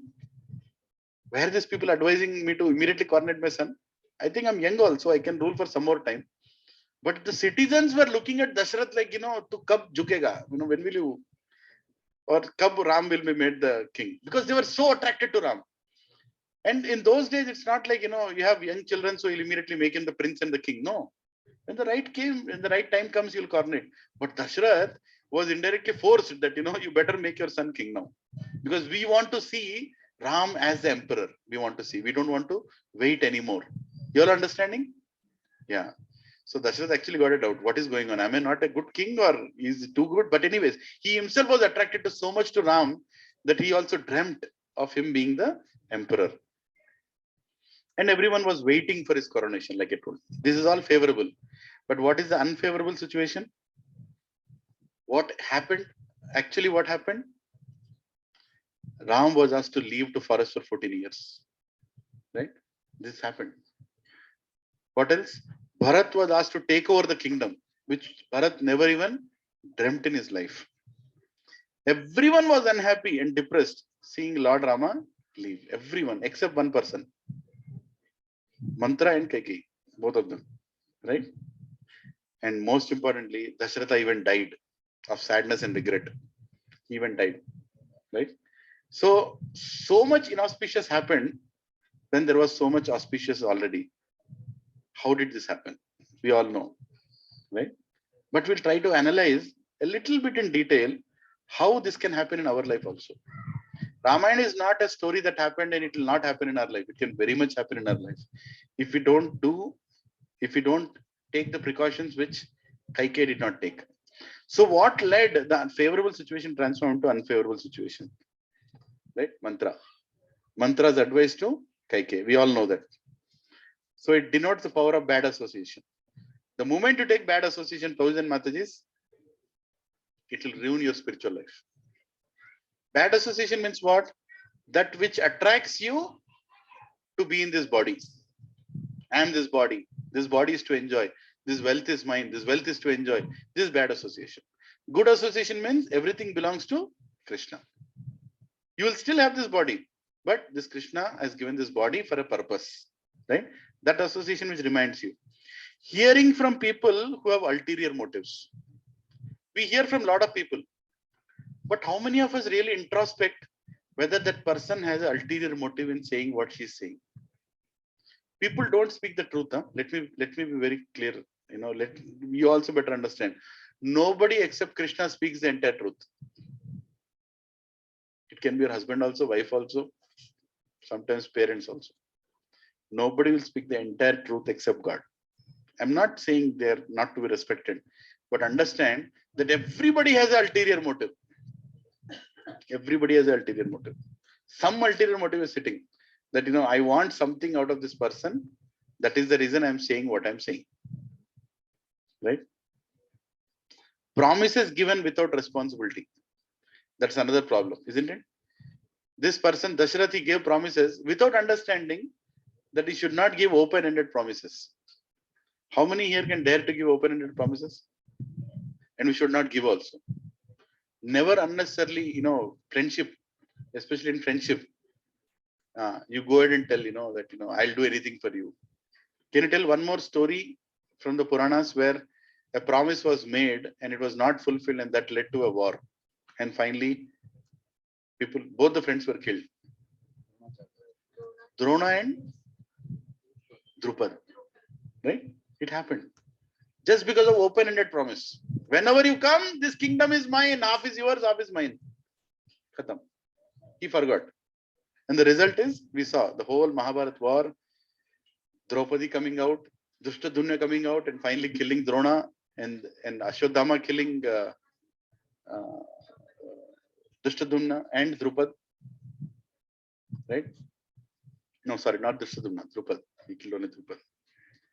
Unclarified doubt can destroy our intelligence. People can create doubts in us, but do we take time to clarify? Do we really put time to clarify, or the doubt itself is enough for you? Right? So these are some of the things. And let me tell you the internal pastime. While this was happening, while Mantra was speaking to Kaikeyi, what was Lord Ram doing? Puranas explain and Acharyas explain, Lord Rama was praying to Lord Shiva that Kaikeyi should be manipulated. Because he had a desire that he wants to go with his wife on a 14-year-old, 14 years, nice, relaxing forest trip. Right? And he also knew that he has come here for a reason. Right? And while he was doing that, everything in Lord Pastimes is auspicious, right? Even this incident is not inauspicious. Everything that God does is auspicious. Janma, karma, chame, divyam. Right? Everything is divyam.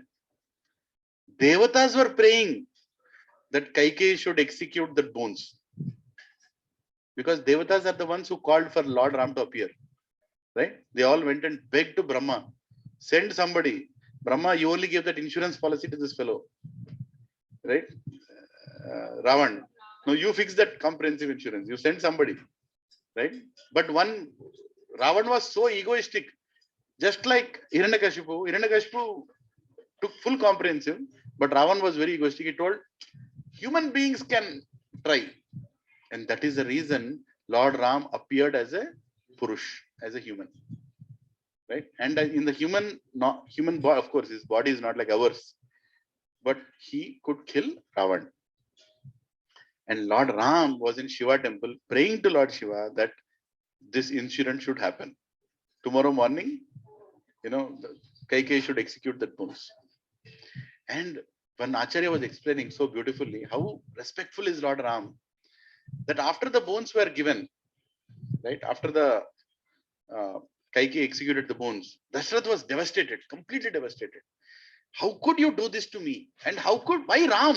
And why he has to go on forest? Why he has to go on forest? Right? All that happened, and then Ram came to meet after the whole execution. Ram came to meet his mother Kaikeyi, and Kaikeyi was very embarrassed. What will this person tell me now? I am the one who is sending him out of the kingdom. I am the one who is.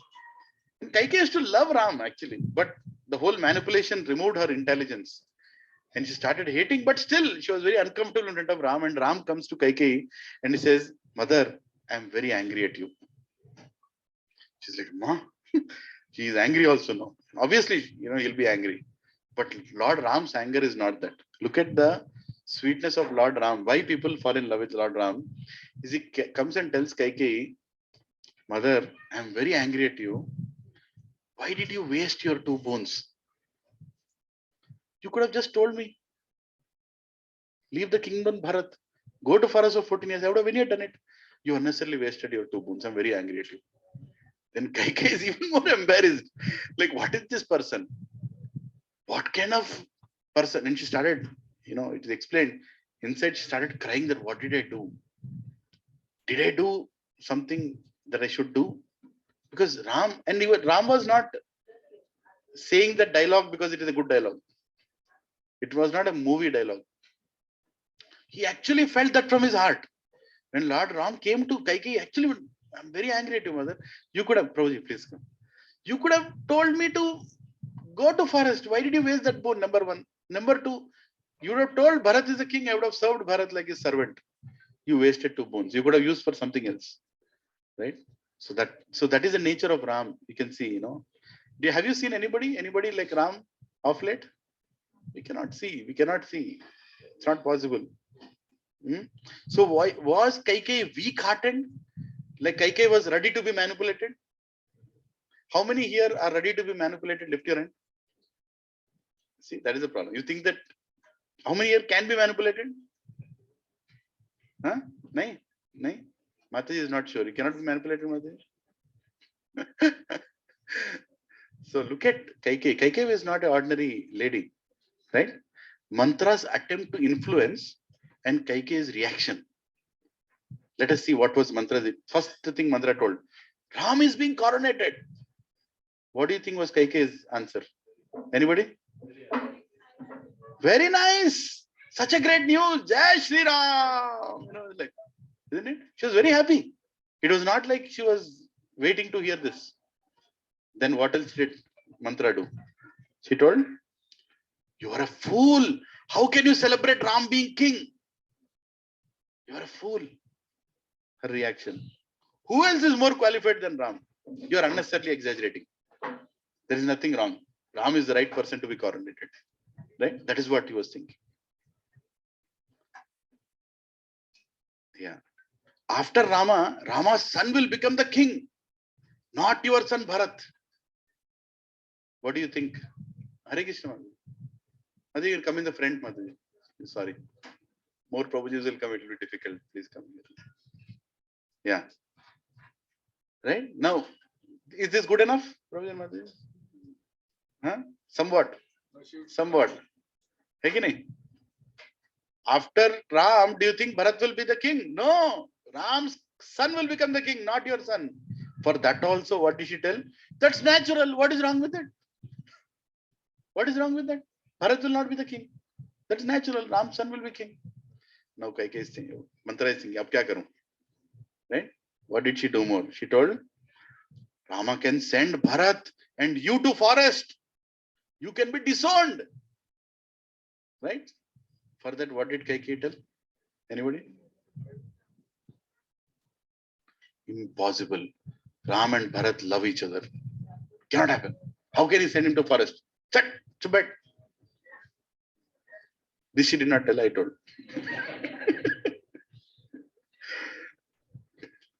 Kaushalya will become more important than you. Your 3 wives, Kaushalya will become more important than you. What was the reaction? ये माताजी लोग बोल सकते हैं. I don't think anybody here has Southern, so I don't think even you can tell. But that was like a situation created, right? What was the reaction? Kaushalya loves Bharat more than Ram. I will serve my elder sister. No problem. So what do you think about Kaikeyi till now? Is she intelligent? Is she devoted? She is a devotee of Lord Ram? Yes. Good wife? Good mother? So what went wrong? What else can Mantra say? Now she throws the Brahmastra. If Rama and Bharata loved each other, then why is Ram being coronated when Bharat is outside the kingdom? Bharat was not there. He went to his in-laws' house, which is in Russia now. He went along with Shatrughna. He went there. And during that time, the coronation was planned. It was not planned. Dashrath was just like, why don't you do your son as the emperor? Said, okay, let me do it. But Kaikeyi did not have an answer for this question. Till now, Kaikeyi is all set. Everything is right. But see how the doubt can come. From anywhere, the doubt can come. She had no answer. And what did that create? One single doubt. We all think we are intelligent, but there will come a point where we don't have an answer. We all have a boiling point. We might think I'm good. Am I really good? Right? And suddenly you'll start thinking like what Kaikeyi did. It can happen with anybody. Anybody here. These are life lessons from Ramayana. Right? Can happen to the most intelligent person also. Right? I'm going to tell something very sensitive, which some of you might appreciate or not. In our culture, men and women are kept at a decent distance. Is it needed? Even if you object, it is needed. Right? Matajis and Prabhujis. We address all Matajis as Matajis, all Prabhujis as Prabhuji. There is no business for a Prabhuji to speak to any other Mataji except his wife. And even if you have to speak, that should be very transactional to the point in the presence of her Prabhuji. No matter Prabhuji, we're putting too many restrictions now. Right? But truth is truth. Butter and fire, is there an experiment needed? Right? No experiment is needed. So the point is, Prabhuji and Mataji, we think that we are intelligent. We think that we are intelligent. Don't play with Maya. Somebody made Prabhuji, I'm totally self-controlled, Prabhuji, self-controlled. What happened to Vishwamitra? Jhumka gira re, Bareli ke bazaar mein jhumka, khatam, finish. All is tapasya gaya bhag mein. Hai ki nahi?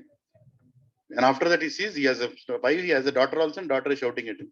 Ha, Krishna, what Maya Shakti. Right? Can do anybody. Shaubari Muni, he was doing tapasya inside the water. He was doing tapasya inside. He did not want any disturbance. No disturbance. Right? And what happened? He was too egoistic that my tapasya is the greatest. And then, like in an aquarium, two fishes come, they started kissing each other, going around like this. Khatam. He felt, I think even I should get married.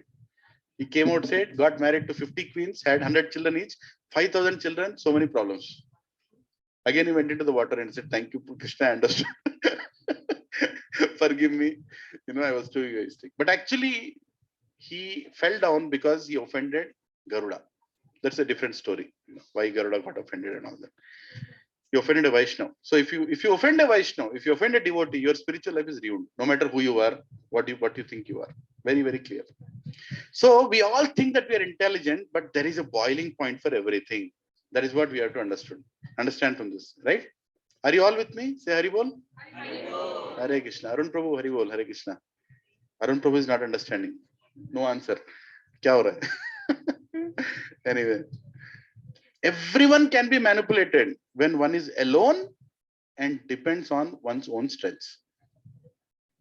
If you are depending on your own strength and you are alone, you can be manipulated. As simple as that.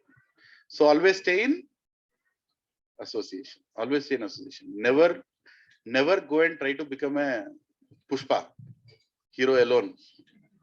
That is movie. This is real life. Right? Don't try to go and become a hero or a heroine. मैं देख लूंगी, मैं देख लूंगा. नहीं होता ऐसे. Always try to take somebody else's strength also when you're facing some problems in life. Right? So doubts destroy all the intelligence. We're almost concluding. Doubts destroy all the intelligence. What was the intelligence of Kaikeyi? That Ram is my son. Ram is equal to my son. My husband's happiness is the most. Kingdom is very happy. All that intelligence. One doubt, it reversed the entire thing. Everything looked pre-planned like a conspiracy. Right? Everything now she started looking. Oh, that is the reason Bharat and Shatrugya went to Russia. That is the reason the decision was made at this time. That is the reason. That is the reason. That is the reason. That is the reason. No reason. Lord Ram looked like a threat for Bharat instead of a shelter. Mantra started looking very intelligent. This is the worst thing, right? The person who's giving the advice, mantra, she started looking very intelligent. That's what happens. When you have a doubt, a non-devotee will come into the satsang and he'll tell you, Prabhuji, ye log devotee bolta hai. Look at these faults. Better than them are people outside. And immediately what you'll think? Correct only. Being a devotee is speaking like this, behaving like this. Outside people are better. But does Krishna think like that? Tell me, two people are deceased. One person is outside the hospital, one person inside the hospital. Who is in safe situation? Inside or outside? So is it devotee in good situation or non-devotee? Devotee. आप लोग hospital में हो. This is called ICU care unit where you are sitting right now. Right? And I am the most infected here. Right? 5th stage cancer patient sitting here, going through chemotherapy. But that is what it is. We are all getting treated. Nobody is a pure devotee here. If you all have come to satsang means you are the selected for treatment. And Krishna is sending to hospital. Chalo, ye, at least in this life, get the treatment and come back to me. Right? So we should not think great that we are purer. You know, when we go outside, look at non-devotees. Look at me, I'm purer. Satsang se aa rahe. It's not right. Right? Actually, you should think that you are not as infected as me. I'm going to hospital and coming back. You'll also go one day. Get affected more. Yeah. So mantra started looking very intelligent. Right? So that's another thing. Doubt. Turned. What did Kaikeyi become? From gentle, loving and caring, she became harsh, foolish and cruel. Complete opposite qualities came into her. Complete. Her husband was dying. Can you imagine Dasharath, who was respected throughout the world for his virtues, was falling at her feet. A husband would never touch, wife's feet. Because the husband also was like that, wife was also. Now it doesn't matter. Don't. Now we can touch also, no problem. We can touch also, they can touch also, whatever, forgive each other. But the point is, that was not an ordinary act. Dasharath fell at her feet saying, Kaikeyi, do anything. Don't ask me to do these two things. Why are you doing it? Why are you doing it? In fact, look at what doubt does. Mantra told Kaikeyi, make your son into king. That is the first boon. And she said, okay, I think that is okay. That's what is needed. But the second boon, when she told that send Ram to 14 years, even then Kaikeyi felt, why? That's okay. Bharat became the king. Why Ram has to go for 14 years? Still some bit of intelligence was going on. But because of the doubt that was created, simply mantra told one more thing saying that if Ram stays in the kingdom, do you think Bharat will become the king? Do you think he'll become the king? Will he be comfortable to become the king? And so whole kingdom is supporting Ram. Don't you think at least 14 years is needed for Bharat to establish his political strength? So you have to do that. In 14 years, Bharat can get back, can divert all the citizens to become Bharat party rather than Ram party. See how she manipulated, and then she went, I think then Ram has to be sent. Right? And Dasharath was literally crying, saying that, why are you making my son? Okay, you take the kingdom. You take the kingdom. I don't want your kingdom. You and your son happily live here. Me and Ram will stay together. Please don't ask for the second boon. Actually, it is the second boon which killed Dashrath, not the first boon. Dashrath was not attached to the kingdom. But when he heard that Ram is being sent to forest, forest life is not easy. Forest life is not easy. Could not hear a single word of advice from her husband also. That's what the doubt did. Merciless to not consider when Dashrath fell at her feet. Then also she did not. She was rejected as a wife by her husband. He rejected. Finally he said, okay, take these two boons, but after this second, you are not my wife anymore. I'm not your husband anymore. I have triple talaq due. Whatever. Doesn't happen in our culture, but it's kind of a subtle divorce that happened in Ramayana, that he said, you're not my wife anymore. Right? And still, in spite of that, and that's a very painful thing to happen. In spite of that, her intelligence was not working. Her intelligence was not working. One day, Radhesham Prabhu was telling me that in Grahastha life also, we get an opportunity for divorce after 50. It's a natural divorce. Let's go to one. Right? Let's stop the material life. Let's focus on God. Let's focus more on spiritual life. 50 is too early. I don't know. 55. 60. At least 60 though, yaar. Right? It's a natural divorce to your enjoying propensity with your wife. Your enjoying propensity with your wealth. Right? Even the death of her husband did not make her see the truth. Even when he died, can you imagine? Person died in front of you, crying, weeping, he died. Still, her intelligence was not functioning. Lord Rama himself spoke to her sweet words. Still, it did not function like I told. Lord Ram came and told what? Why did you waste the boons? You could have just told me to go. Still, her intelligence not. Even God cannot help a person who does not want to be helped. Simple. If you are carrying the doubt and not allowing anybody to come in your life and correct you, who can help you? If you are thinking bad about somebody, right? You are saying, okay, my daughter-in-law is bad, whatever. If you are thinking like that, who can help you? If you go to somebody and say, my mother-in-law is bad, can somebody help you? You already concluded. Nobody can help you, right? Or somebody is bad. Nobody can help you. You have to have some room of doubt, some room of, Hare Krishna. Krishna, thank you for coming. Sorry, bro, you can come in the front or back end. No, yeah, you're okay. Hare Krishna. Are you okay to sit down? Sorry about that. Yeah. So, yeah. So if even God cannot help a person who does not want to be helped, you can't do anything. Do you all agree with this? Even Ram could not help Kaikeyi. He went and spoke to Kaikeyi. He told Kaikeyi.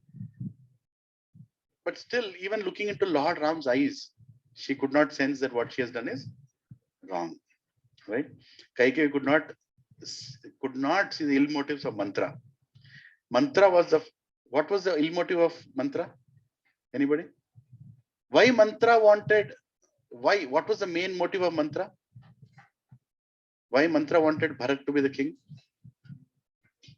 See, often we feel that people are coming and telling us advice. They are doing it for our good. But nobody except God will give the right advice. I already told you that. Nobody except God, except Shastra. God means Shastra. Shastra will tell you the right advice. What was the motive of mantra? Mantra came along with Kaikeyi from her Naini, from her mother's place. Mantra was very close as a family, right? Number one. And mantra was a hunchback lady, meaning Juka, she had a problem with her back. And what do people do when you have a hunchback like that? People laugh at you. People generally laugh at you because you can't walk properly. You see like this, people laugh at you. And when a hunchback lady is laughed at, will she feel nice about it? No. Kaikeyi became the favorite queen of Dashrath because Kaikeyi was not only a great wife, but she was also a warrior. She had the warrior qualities also, Kshatriya qualities also. So Dashrath was very attracted to her. In spite of having Kaushalya and Sumitra, Kaikeyi was the most attracted. So what is Mantra's situation? She is the favorite maid of the favorite wife. isn't it? She's the favorite maid of the favorite wife. And because she's a favorite maid in the whole kingdom, nobody would comment on her back. Nobody would say, "Ye dekho langdi, ye dekho aise jhuk ke ja rahi hai." Nobody will say anything. They all will be like, "Oh, she's very important person in the kingdom."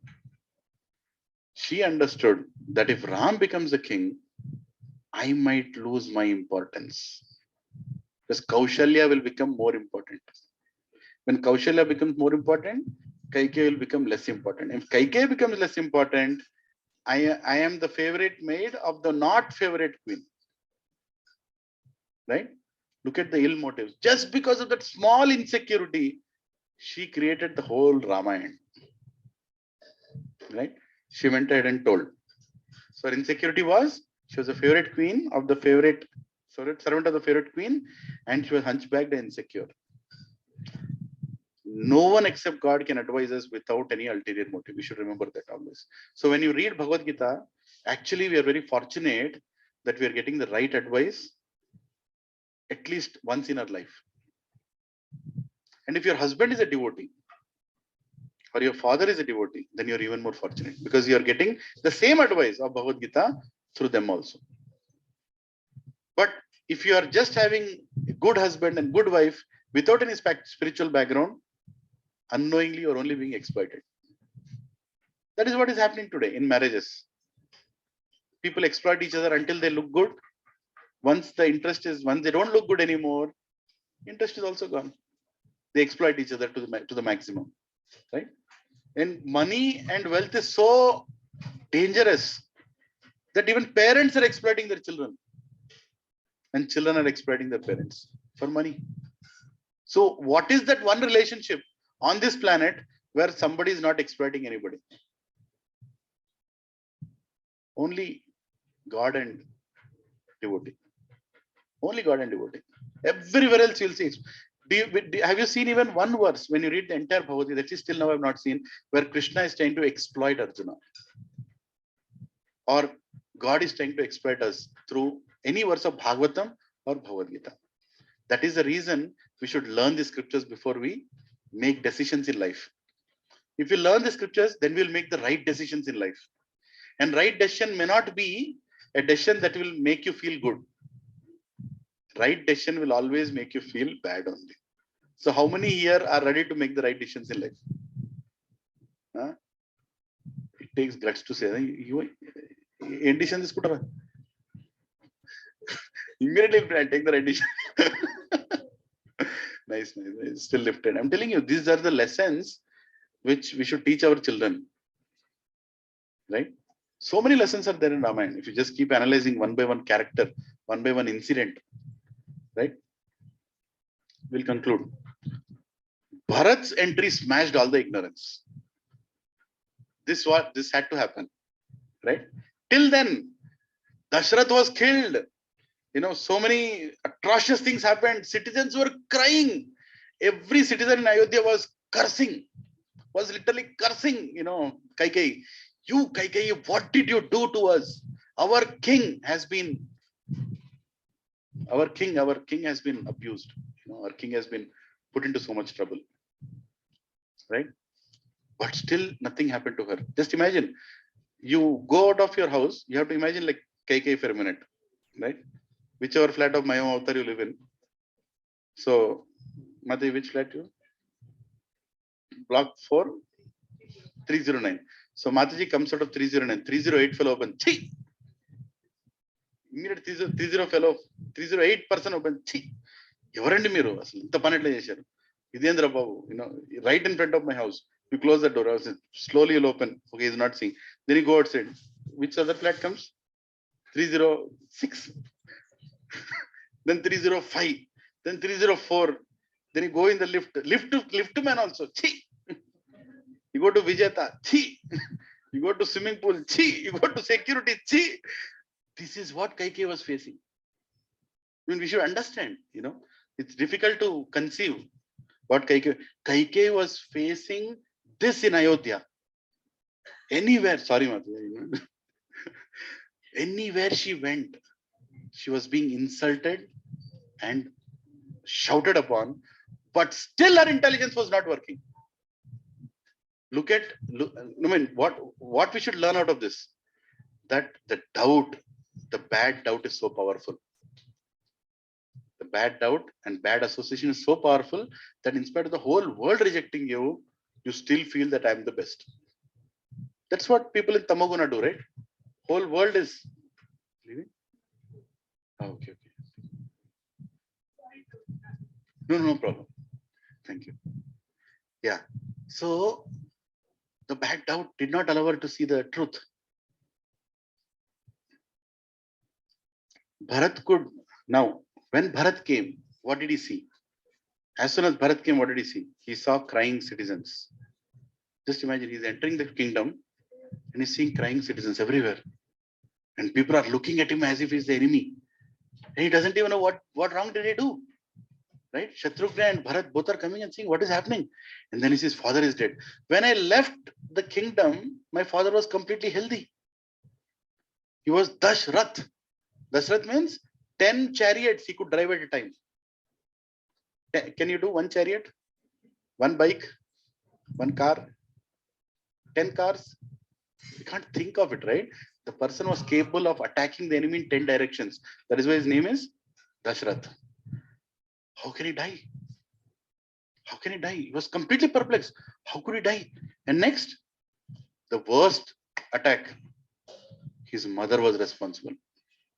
What did she go and tell Bharat? Nana, Niko samay, tumhare liye. For you only I did this. He could not accept the fact. Because she used to love Ram. They were one family. Remember that first slide I showed? Happy family. How can this happen? How could you do this, mother? How could you? Out of all the people, how could you do this? And mother was expecting recognition. That is even more painful. She already did wrong.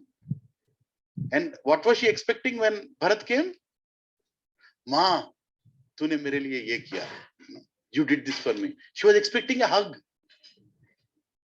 And for Bharat, this was like torture and unbelievable situation. I mean, I don't know how many of you can feel what Bharat was going through. It was, he didn't know whether to kill himself, kill his mother, what to do. I mean, like, this is like beyond.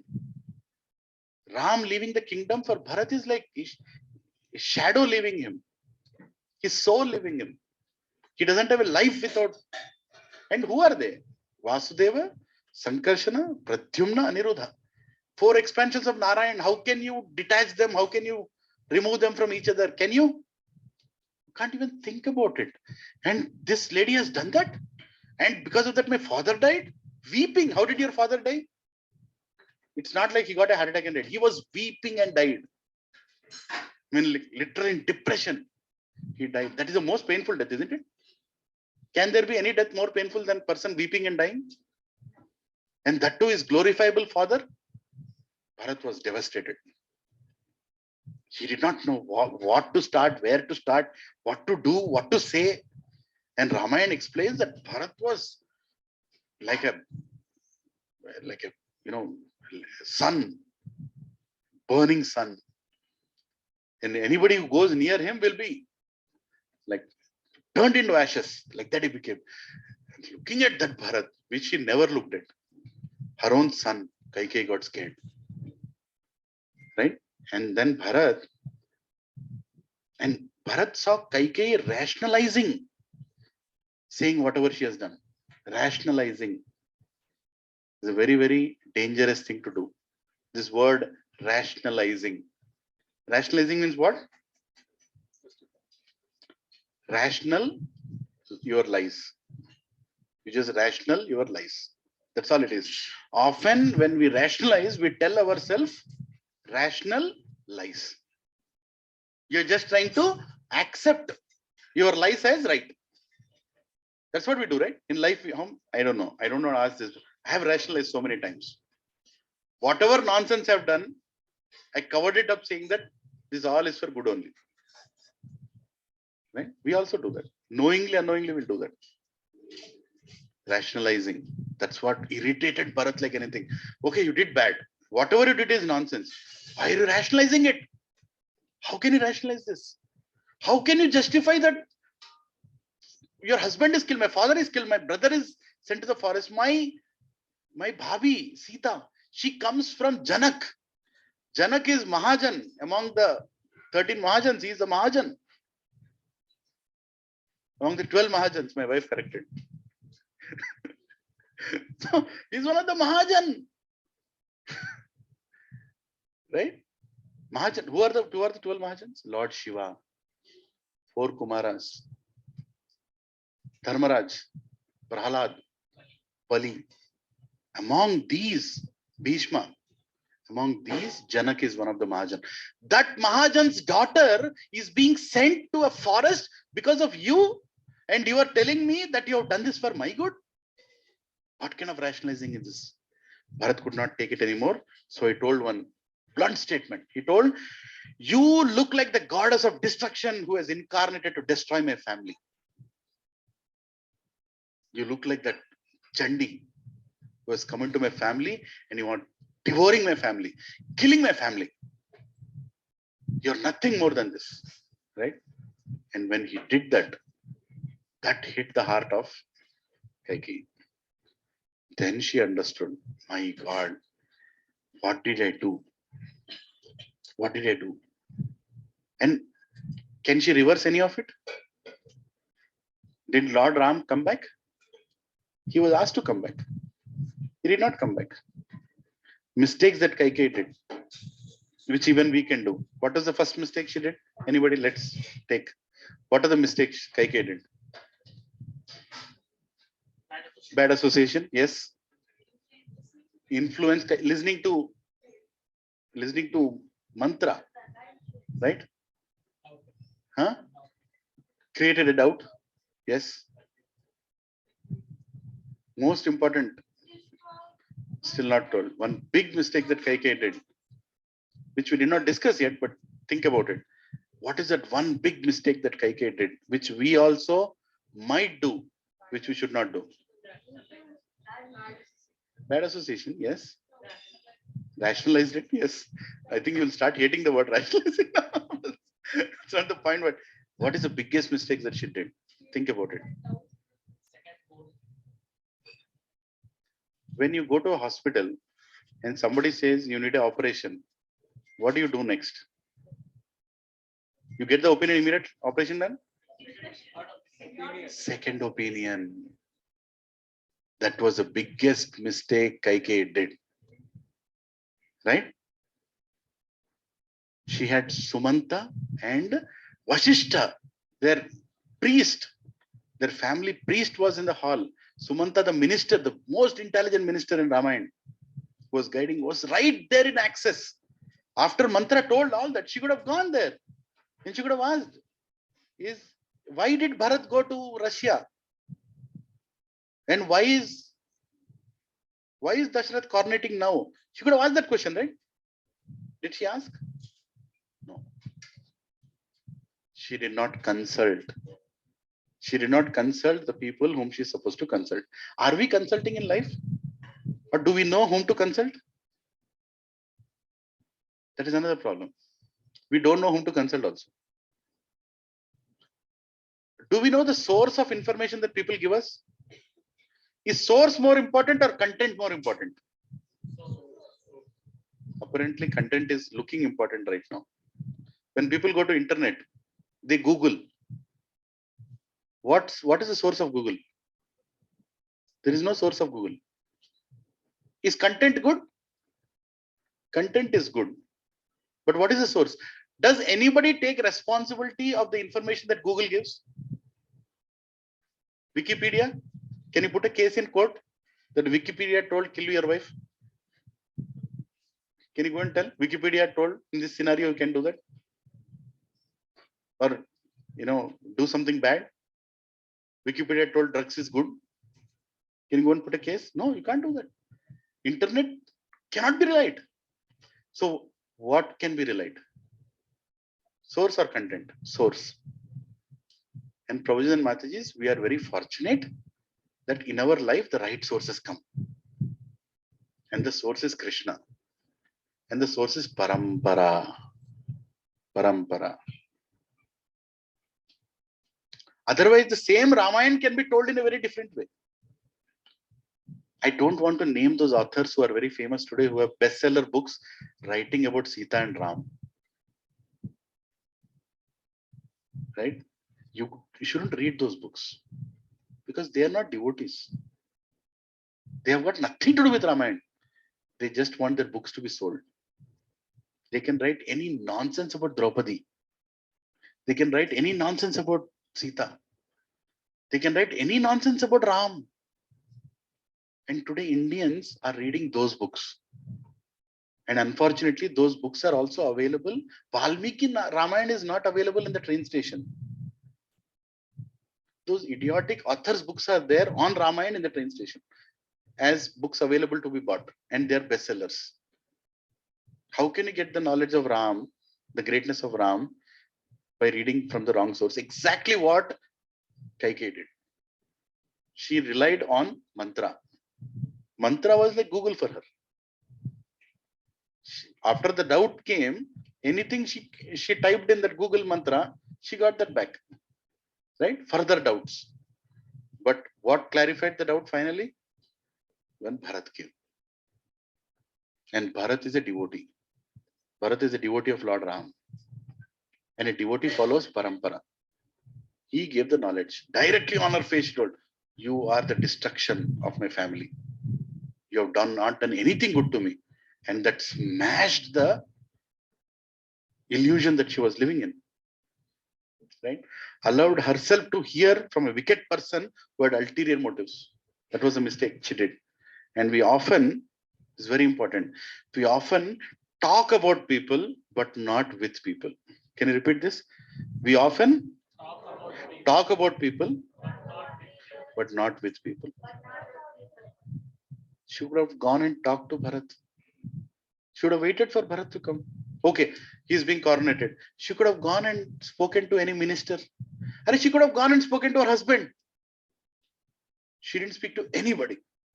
She came into a conclusion. Talking about people was when Mantra was speaking to Kaikeyi, was Ram in the room? No. Was Bharat in the room? Was Dashrath in the room? And who are the three people who got immensely impacted? Ram, Bharat, and Dashrath. None of them were there in the room. We are talking about people, but not with the people. Today's biggest problem is that. Biggest problem. Today afternoon also I face the problem. People just creating a big hue and cry that why are we celebrating Ramanavami? We are a secular community. All that nonsense. You can talk to me, right? No. That news will come from somewhere to me as a complaint. Right? We can just sit and talk. And finally, when I went and sat and talked for 1 hour, everything is okay now. Right? I'm assuming that everything is okay. Material world for us. But if we just talk to people, a lot of things will go away. Problem is we don't talk. And when we talk, we don't. We only talk. We talk and reply. What do we do? We talk and reply. We don't talk and listen. Right? That's the problem. And in that rush, we ruin our relationships. We completely ruin our relationships. Just because we want to talk and reply. Now, the final understanding in a very simple way. Kaikeyi is us. Kaikeyi represents me and you. In Ramayana, Kaikeyi, from this incident, she represents me and you. Ayodhya is your heart. The kingdom of Ayodhya is your heart. Right? Dashrath is your free will. What you want to do. What you want to do with that free will. What did she do with Dashrath? She made Ram go to forest. Right? That's your free will. She could have made Dashrath to make him a king also. So you can misuse your free will. Mantra is our mind, filled with lusty desires. The moment we get an opportunity, we want to exploit. Isn't it? Rama is our devotion or bhakti. That little bhakti that is sitting in our heart, little somewhere in the corner, 2 grams. That is our devotion sitting in our heart. Right? And finally, Bharat is our guru. You should allow the guru to speak, even though it is the most harshest word. Then what will you do? You will never allow your devotion to leave your heart. You will use your free will in the right way. Right? This is our story. This is not Ramayana. This is our story. How are we using our free will? How are we using our free will? Whom are we listening to? Are we listening to mantra? Whom are we listening to? Listen to Guru, even if it's a harsh truth, to get the intelligence to control the mind. Use our free will to choose devotion in our sacred heart.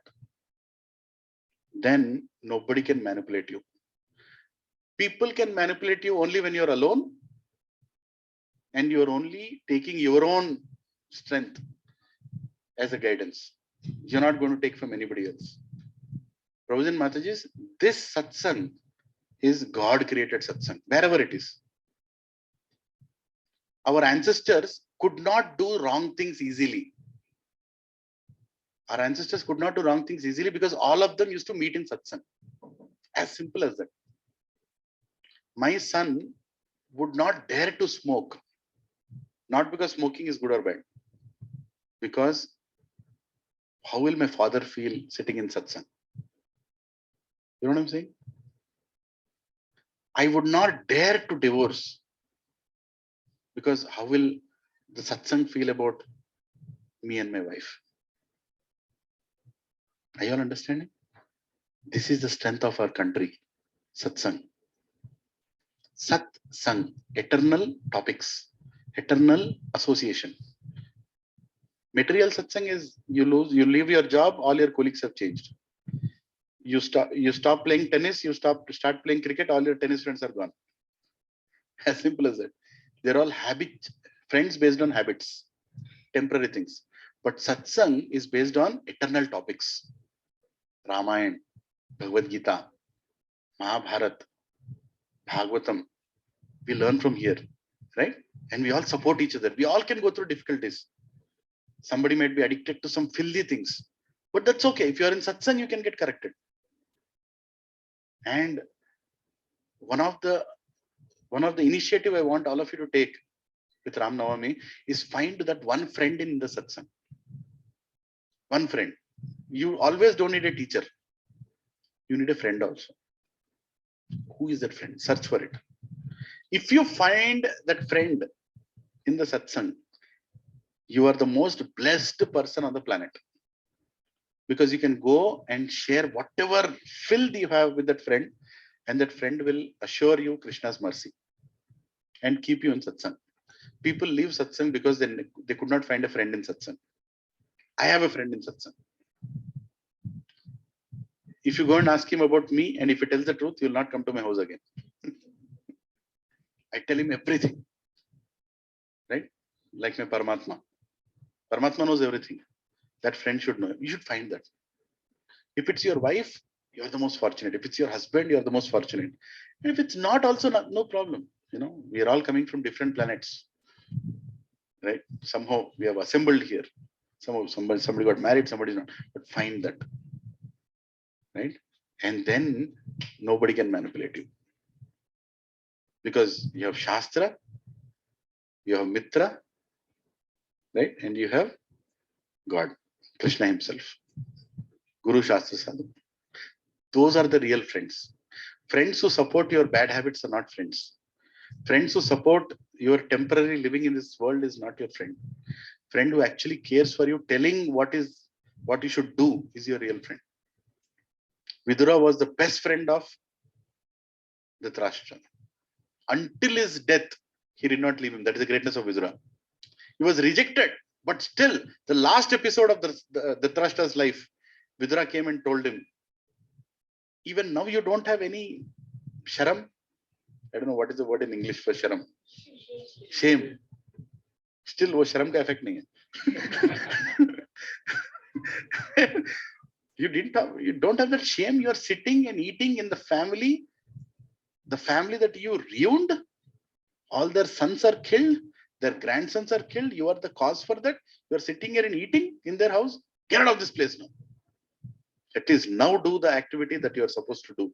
And he took him to the forest, and Dhritarashtra actually started his journey back to God because of the advice of Vidura. And Vidura never left him.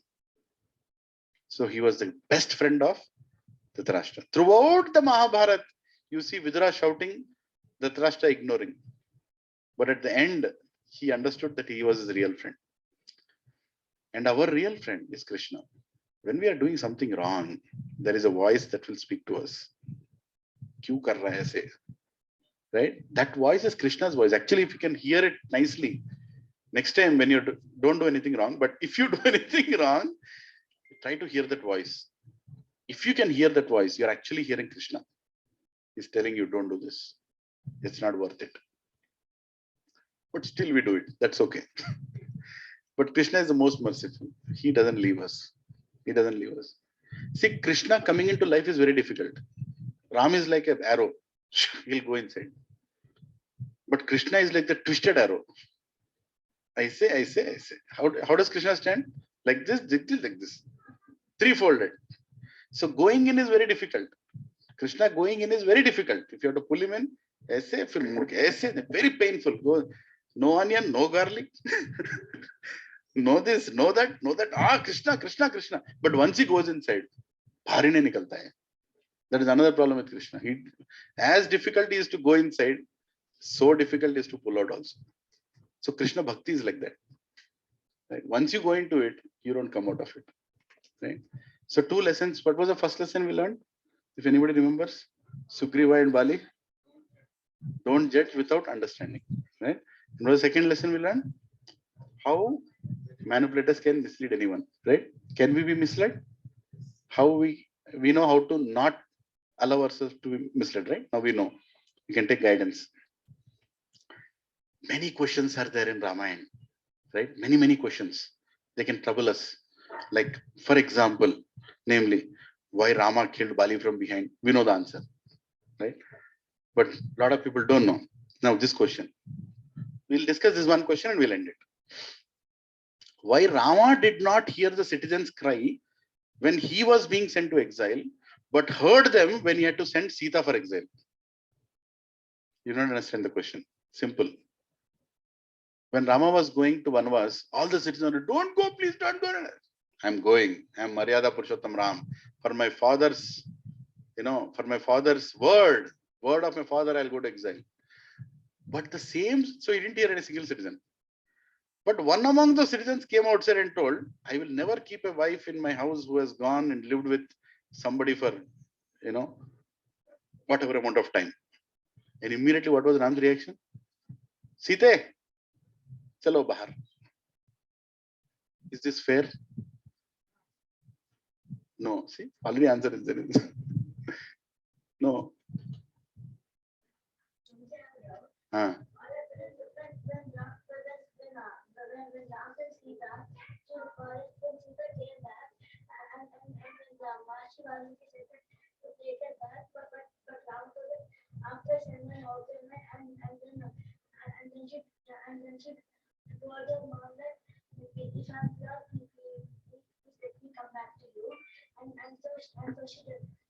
Entered fire.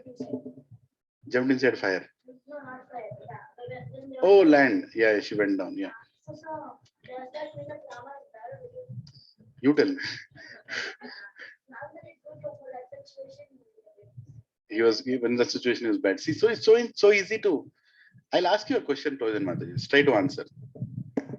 There is a person. Now this is 21st century problem, so you can understand. There is a person. The whole family is struggling for money. Their situation is really bad. If he doesn't earn now, then there will not be medicines for his family also. He's in such a bad situation. And he got married. Obviously, expenses have gone up. His wife also has to be taken care. She's pregnant. And he got an assignment in America where he can go and make some money. And this is a very difficult situation. He got that assignment. He finally landed in America taking a ticket for loan, right? And as soon as he started the assignment, which he knows if he goes to that assignment, he'll make the money. He got a phone from India saying that your mother is serious, you have to come back. Your mother is serious on the bed, you have to come back. Should he go back or should he stay in America or what should he do? But what about his wife? He doesn't have money for her hospital also. He needs to earn that money. If he stays in America, he's bad. If he comes to India, he's bad. So Projan Mati, a lot of times life is not that fair that you can just say that this is bad and this is good. In that situation, what you do, being what you are, only Krishna knows what you did is right or wrong. Yes, Mati. Yeah.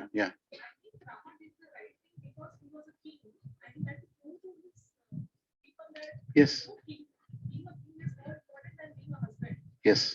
Yes. But how many people understand that today? That nobody, I mean, common people don't understand. But what he had to do, like asking Sita to enter the fire, was a brutal thing to do, isn't it? I mean, you enter the fire. He knew, Rama knew. Now we have read that we know that fire is actually a friend of Sita and nothing happens to her if she, even she enters fire. That Ram knows. Sita also knows. But for an outside person, Sita asking her to enter the fire, and she was so chaste with Raman. She was so chaste with Raman. She didn't allow Raman to even come near her. And Raman would also not dare to go near. He was cursed by Ramba. If you go near a woman, try to force, you will be khatam. No, cursed by Nalakuvera, sorry, husband of Ramba. So, point is, she was so chaste, but still she was asked to enter fire. And then she was asked to leave when she was pregnant with his children. She was asked to leave the kingdom just because one person somewhere in the corner of the city told, commented on her chastity, where she had already proved her chastity through fire. Right? So, I mean, I've chosen this one topic because, sometimes we are perplexed. What was Ram thinking? Right? Why did he do what he did? Our Puranas, a lot of people, a lot of people think that, especially our Western media is propagated in such a way that, oh, Prashadam has come. Hari bol. Yeah. Sorry, brothers. Give some way for them. Yeah. Sita, she's the one who went. She only went. Yeah. But the point is why? Why did she do that? After all that, she could have come back to him. So, Provision Mataji, this is a big answer for this, but I'll give few glimpses for us to understand. First of all, we should understand that we are not Ram to understand what he did. Because situation, part of time of life, that yuga, what was that yuga? Treta Yuga. Right? In that yuga, that level of standards, level of chastity, kind of relationships, everything is different. You can't compare with sitting in 21st century when there are more second-hand cases in matrimony than first-hand cases. Right? You can't talk about Ram's and Sita's relationship. But understand, leader means to sacrifice. Leadership means to sacrifice. We are done, 5 minutes. We're done. Sorry. Yeah. Leadership means to sacrifice. And Lord Ram being the Maryada Purushottam, in the beginning I showed you a question of question of Valmiki to Narad Muni. Some of you came late, missed that. Where Valmiki is asking, who is the greatest person with A, B, C, D qualities? And Narad Muni told his name is Ram. He is there. So Ram had to exhibit those qualities because he came here to exhibit those qualities. He had to exhibit the quality of sacrifice. And if you see the entire Ramayana is sacrifice only. Sita sacrificing her comforts to go with Ram in the forest. Right? Lakshman sacrificing his wife to stay with Ram in the forest. Dasharath sacrificing, his comforts and actually died sacrificing Ram itself. Right? But Ram showed the highest sacrifices being a leader. How many leaders here today want to sacrifice anything at all? right? Leaders only look for their comforts, but he showed the greatest leadership by actually sacrificing everything. And he also showed detachment. Detachment was one more quality that he asked, Valmiki asked, who is the greatest detached person? Ram. How is he detached? The same woman for whom he killed the entire Rakshasa dynasty and brought her back and said, you can leave now. You can just leave now. He was not attached. He showed that element of detachment also. And of course, there is a whole curse of Bhrigu, which also we should understand that Bhrigu Muni, his wife, Bhrigu is a very, very great sage, is a great Brahmana. And when we praise Lord Krishna or Narayan, we say, Namo Brahmanyaya Devaya, Gau Brahmana Hitaya Cha, Jagaditaya Krishna Govinda Namo. Who is that Govinda? Who is that Narayan? The one who respects the Brahmanas and cows, who protects the cows and Brahmanas. He's so attached to Brahmanas and cows. So he had to honor the word of a Brahmana. And what happened is there was a big war in a previous yuga, there was a war between Devatas and demons. And the Devatas won, but the demons had to find some shelter. They went to the ashram of Bhrigu, and at that time Bhrigu was not there, his wife was there, and his wife gave shelter to those demons. Swayam Narayan came to the doorstep and told Vishnu, Swayam he came and told, please leave these demons because they have to be killed. You can't give shelter to them. But she felt that they came to my shelter, I can't give. And she had all the yogic powers of Bhrigu. Even though she was wife, but she had all the yogic powers of Bhrigu to hold them there. And then Lord Vishnu had to kill her. He had no other choice. Even though killing a woman is against the Vedic, never a woman should be killed or tortured or beaten. Never ever. But still, Supreme Lord had to do that. And he did that many times. Right? And coincidentally, if you see, the first person that Krishna killed is a woman only. The first person Ram killed is a woman only. But that had to be done for a very high cause, not an ordinary cause. And he hesitated. When Vishwamitra told, kill this woman, what was the demon name? I forgot. The first demon. Tataki. He lifted the bow and he was hesitating. Then Vishwamitra told, no, she has been responsible for killing so many sages. She's not a woman. She is beyond. Don't look at her like a woman. Kill her. Then he killed. Krishna killed Putana. She was a woman. But ultimately, what did she give her? What did he give her? Space in the spiritual world. Directly to become her aunt. For nurse feeding him milk. So what Supreme Lord does externally, internally is different. So he killed Bhrigu's wife, and Bhrigu came and cursed Vishnu, that in the next incarnation, you will be separated from your wife, exactly like you made me separated from my wife. And because he honors the words of Brahmana, he said, okay, tadastu, it will happen. He accepted the separation externally. No curse can make God come down. No curse of Gandhari can make Krishna die. That's nonsense. Krishna wanted to glorify the chastity of a woman. That is the reason he said, okay, that curse can work. Right? But there are many reasons why Lord Ram told Sita to leave. As a wife, she might be unhappy, but as a queen, she was very proud. Sita never objected Rama's decision. That's another very clear indication. Sita never said, why should I go? Why are you sending me? She never told that. Said, yes, I'm going now. And by the way, Acharyas explained that living in the forest of Kishkinda, both of them loved the association with forest and the association of great sages. Ram would take his wife to new sages ashram every single day. And they were so much in love with Munis that Sita actually told, can our children grow in a sage's ashram? And Ram told, tadastu, it will happen, don't worry. And as soon as he saw that here the opportunity came, when this fellow commented on his wife, immediately said, okay, time has come. Let my sons grow in Valmiki's ashram. Right? Our desire is fulfilled. They'll grow in the right place, in the right association.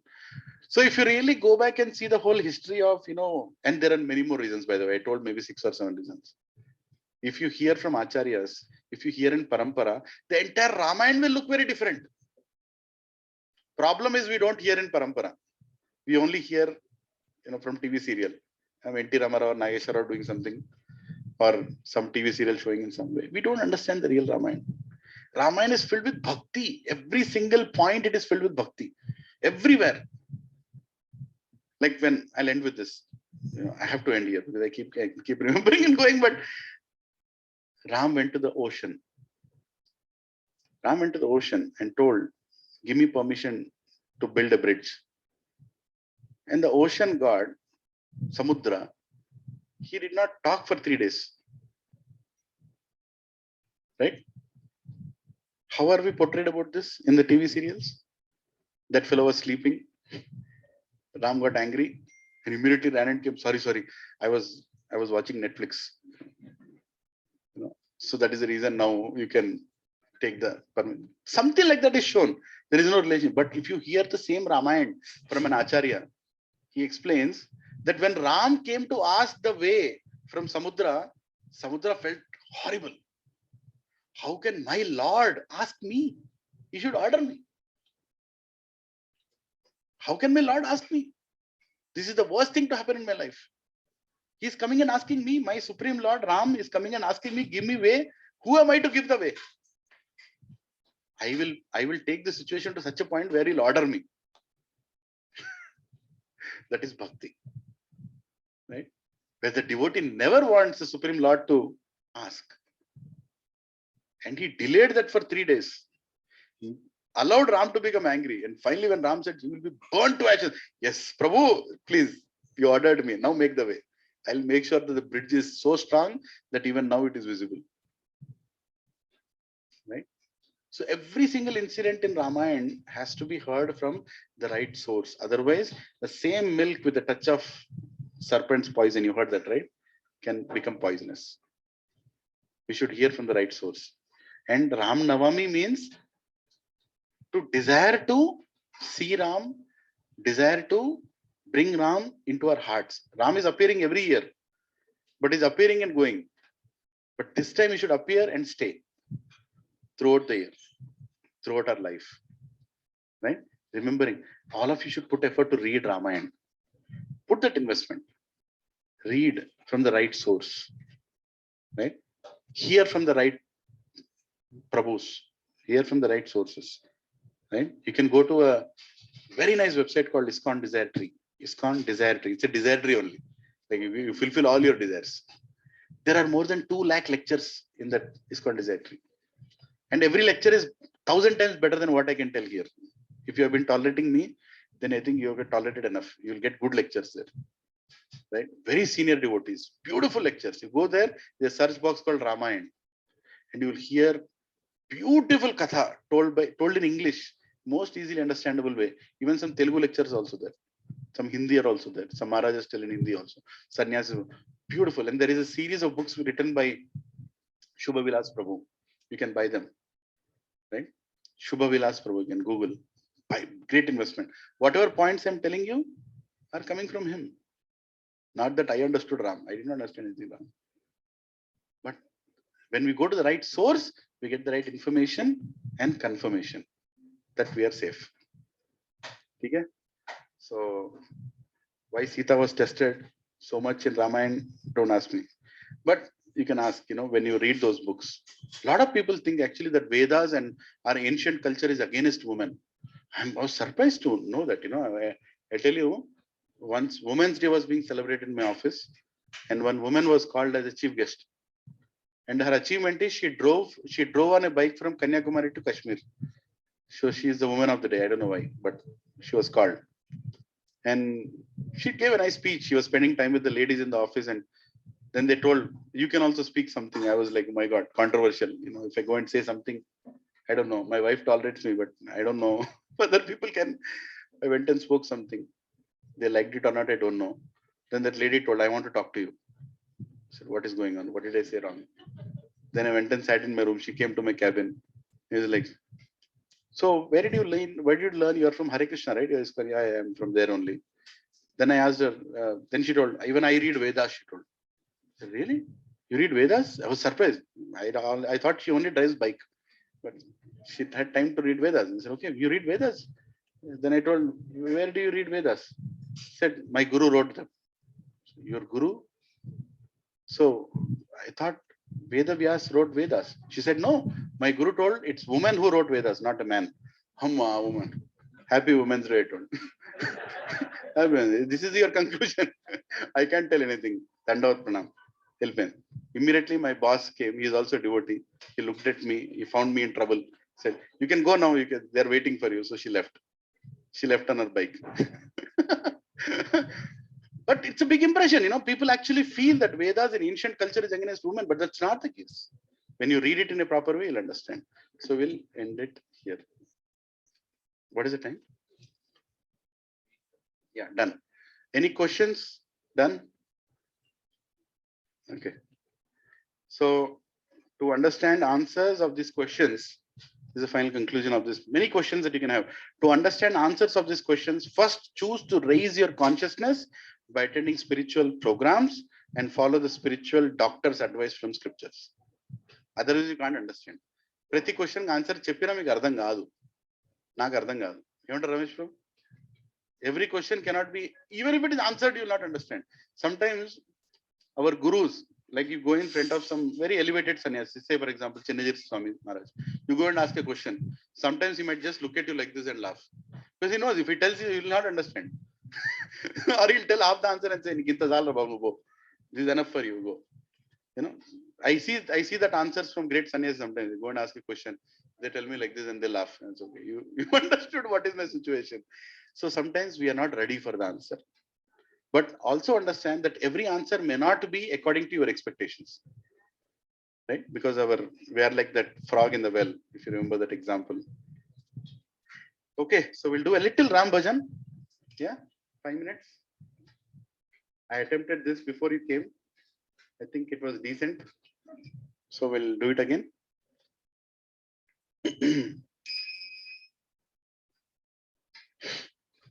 I want everybody to enthusiastically participate and loudly sing the bhajan. Okay? Ramachandra Raghuveera, Ramachandra Ranadhira.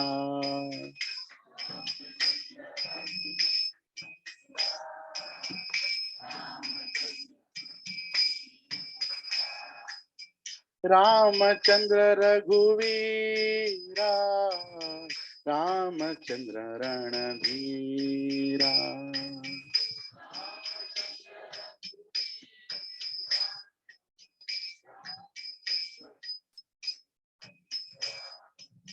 Ramachandra Raghurama, Ramachandra Parandhama.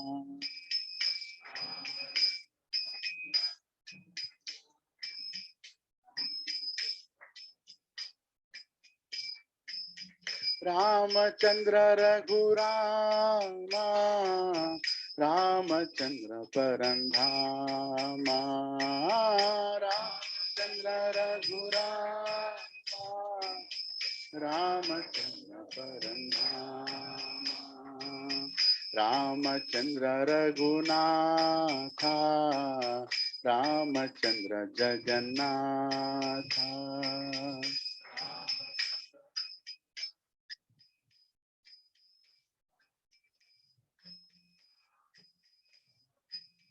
Ramachandra Mama Bandhu, Ramachandra Daya Sindhu.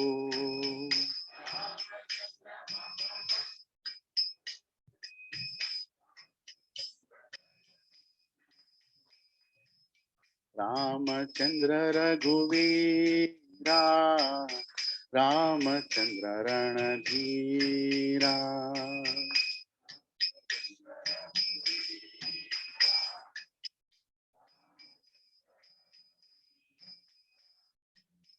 Jai Ram, Jai Ram, Jai Jai Ram, Shri Ram, Jai Ram, Jai Jai Ram.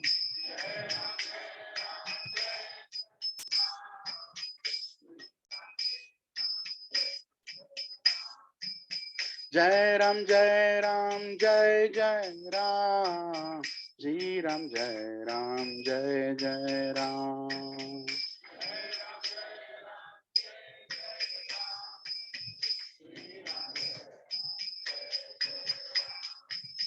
Jai Ram, Jai Ram, Jai Jai Ram. Shri Ram, Jai Ram, Jai Jai Ram.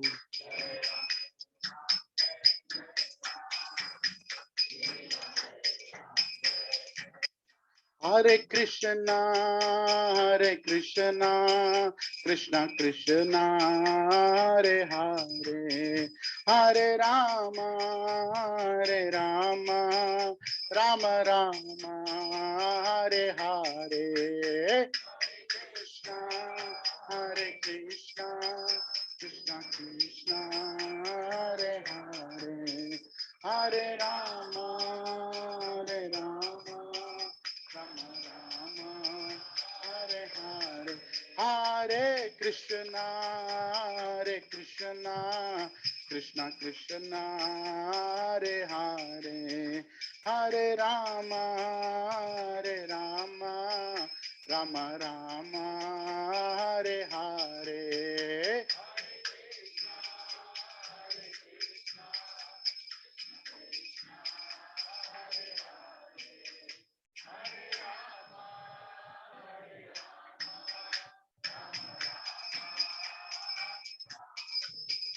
Hare Krishna, Hare Krishna, Krishna Krishna, Hare Hare, Hare Rama, Hare Rama, Rama Rama, Hare Hare. Krishna, Hare Krishna, Krishna Krishna, Hare Hare, Hare Rama, Hare Rama, Rama Rama, Hare Hare, Hare Krishna, Hare Krishna, Krishna Krishna, Hare Hare, Hare Rama, Hare Rama, Rama Rama, Hare Hare, Hare Krishna, Hare Krishna, Krishna Krishna, Hare Hare, Hare Rama, Hare Rama, Rama Rama. Namaste Narasimhaya,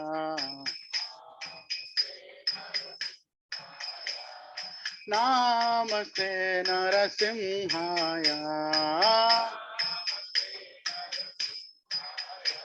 Prahlad Ladadaine, Hiranyakashi Purvakshaha, Shilatankana Kalaye, Ito Narasimho, Parato Narasimho, Yato Yato Yami Tato Narasimho, Bahir Narasimho, Hridaye Narasimho, Narasinghamadhim Sharanam Prapadye, Kavakara Kamalabare Nakam Adbhuta Shringam Dalita Hiranyakashipu Tanubhrangam Keshavadruta Narahari Rupa Jai Jagadish Hare Jai Jagadish Hare Jai Jagadish Hare, Kavakara Kamala Bare Naka, Adbhuta Shringa, Dalita Hiranyakashipu, Tanubhranga, Keshavadruta Narahari Rupa, Jai Jagadish Hare, Jai Jagadish Hare, Jai Jagadish Hare. Keshavadruta Narahari Rupa, Jai Jagadish Hare, Jai Jagadish Hare, Jai Jagadish Hare.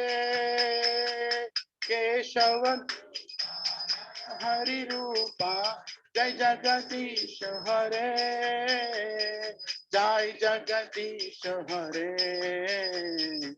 Jai Jagadish Hare. Jayo Narasimha Dev, Narasimha Dev, Narasimha Dev, Jayo Narasimha Dev.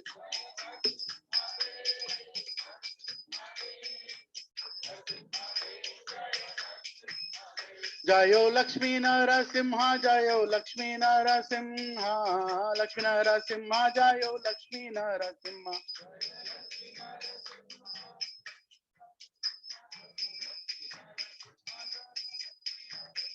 Jayo Prahlad Maharaj, Prahlad Maharaj, Prahlad Maharaj, Jaya Prahlad Maharaj.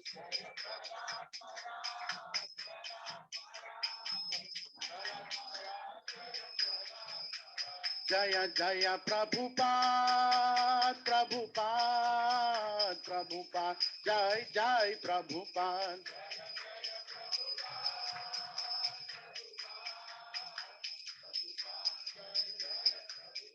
Jaya Jaya Gurudev, Gurudev, Gurudev, Jai Jai Gurudev.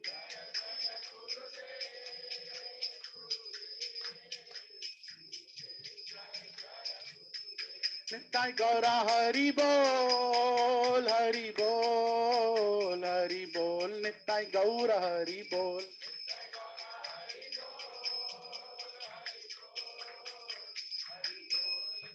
गौर हरि बोल. भक्त विघ्ननाश नरसिंह देव भगवान की, भक्त शिरोमणि प्रहलाद महाराज की. बोलो जय श्री राम हनुमान सीता लक्ष्मण की. श्रील प्रभुपाद की. निताई गौर हरि प्रेमानंदे. हरि हरि हरि बोल. Hare Krishna. So I thank you all from my heart. Really, really grateful that all of you came to our home, and our home is blessed. We are all blessed by having all of you. Really, Lord Krishna's mercy has come to our home in all your. I'm really saying that from my heart. Me and my wife are very grateful that you have chosen to come. Please come again and again. कहते हैं ना जब गंगा आता है पावन करता है, आप सभी लोगों का आना घर को पावन कर रहा है. Please.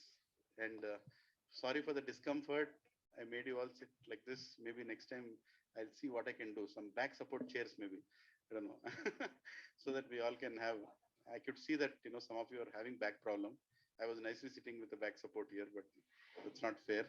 So please, thank you for tolerating, and nicely, sumptuously have prasadam, and please bless me and my family that we can continue whatever little that we are doing. And also thank Maheshwar Reddy Prabhu that he has come, and he is one of the reasons some of us have met also, right? So let's thank Prabhuji and everybody who are going to the Sankataharana Hanuman temple with 3 Lord Haribols. Haribol, Haribol, Haribol. Yeah.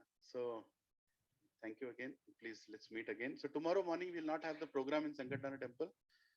There are other programs planned, but we should go and take darshan of Hanumanji, or wherever you are near to your home. There is a temple. Please go. But if you can, please visit the temple there. The temple needs a lot of development, a lot of things to happen, and whatever Lord Ram wishes will happen. Right? Hare Krishna. Thank you very much. Dandavat pranam.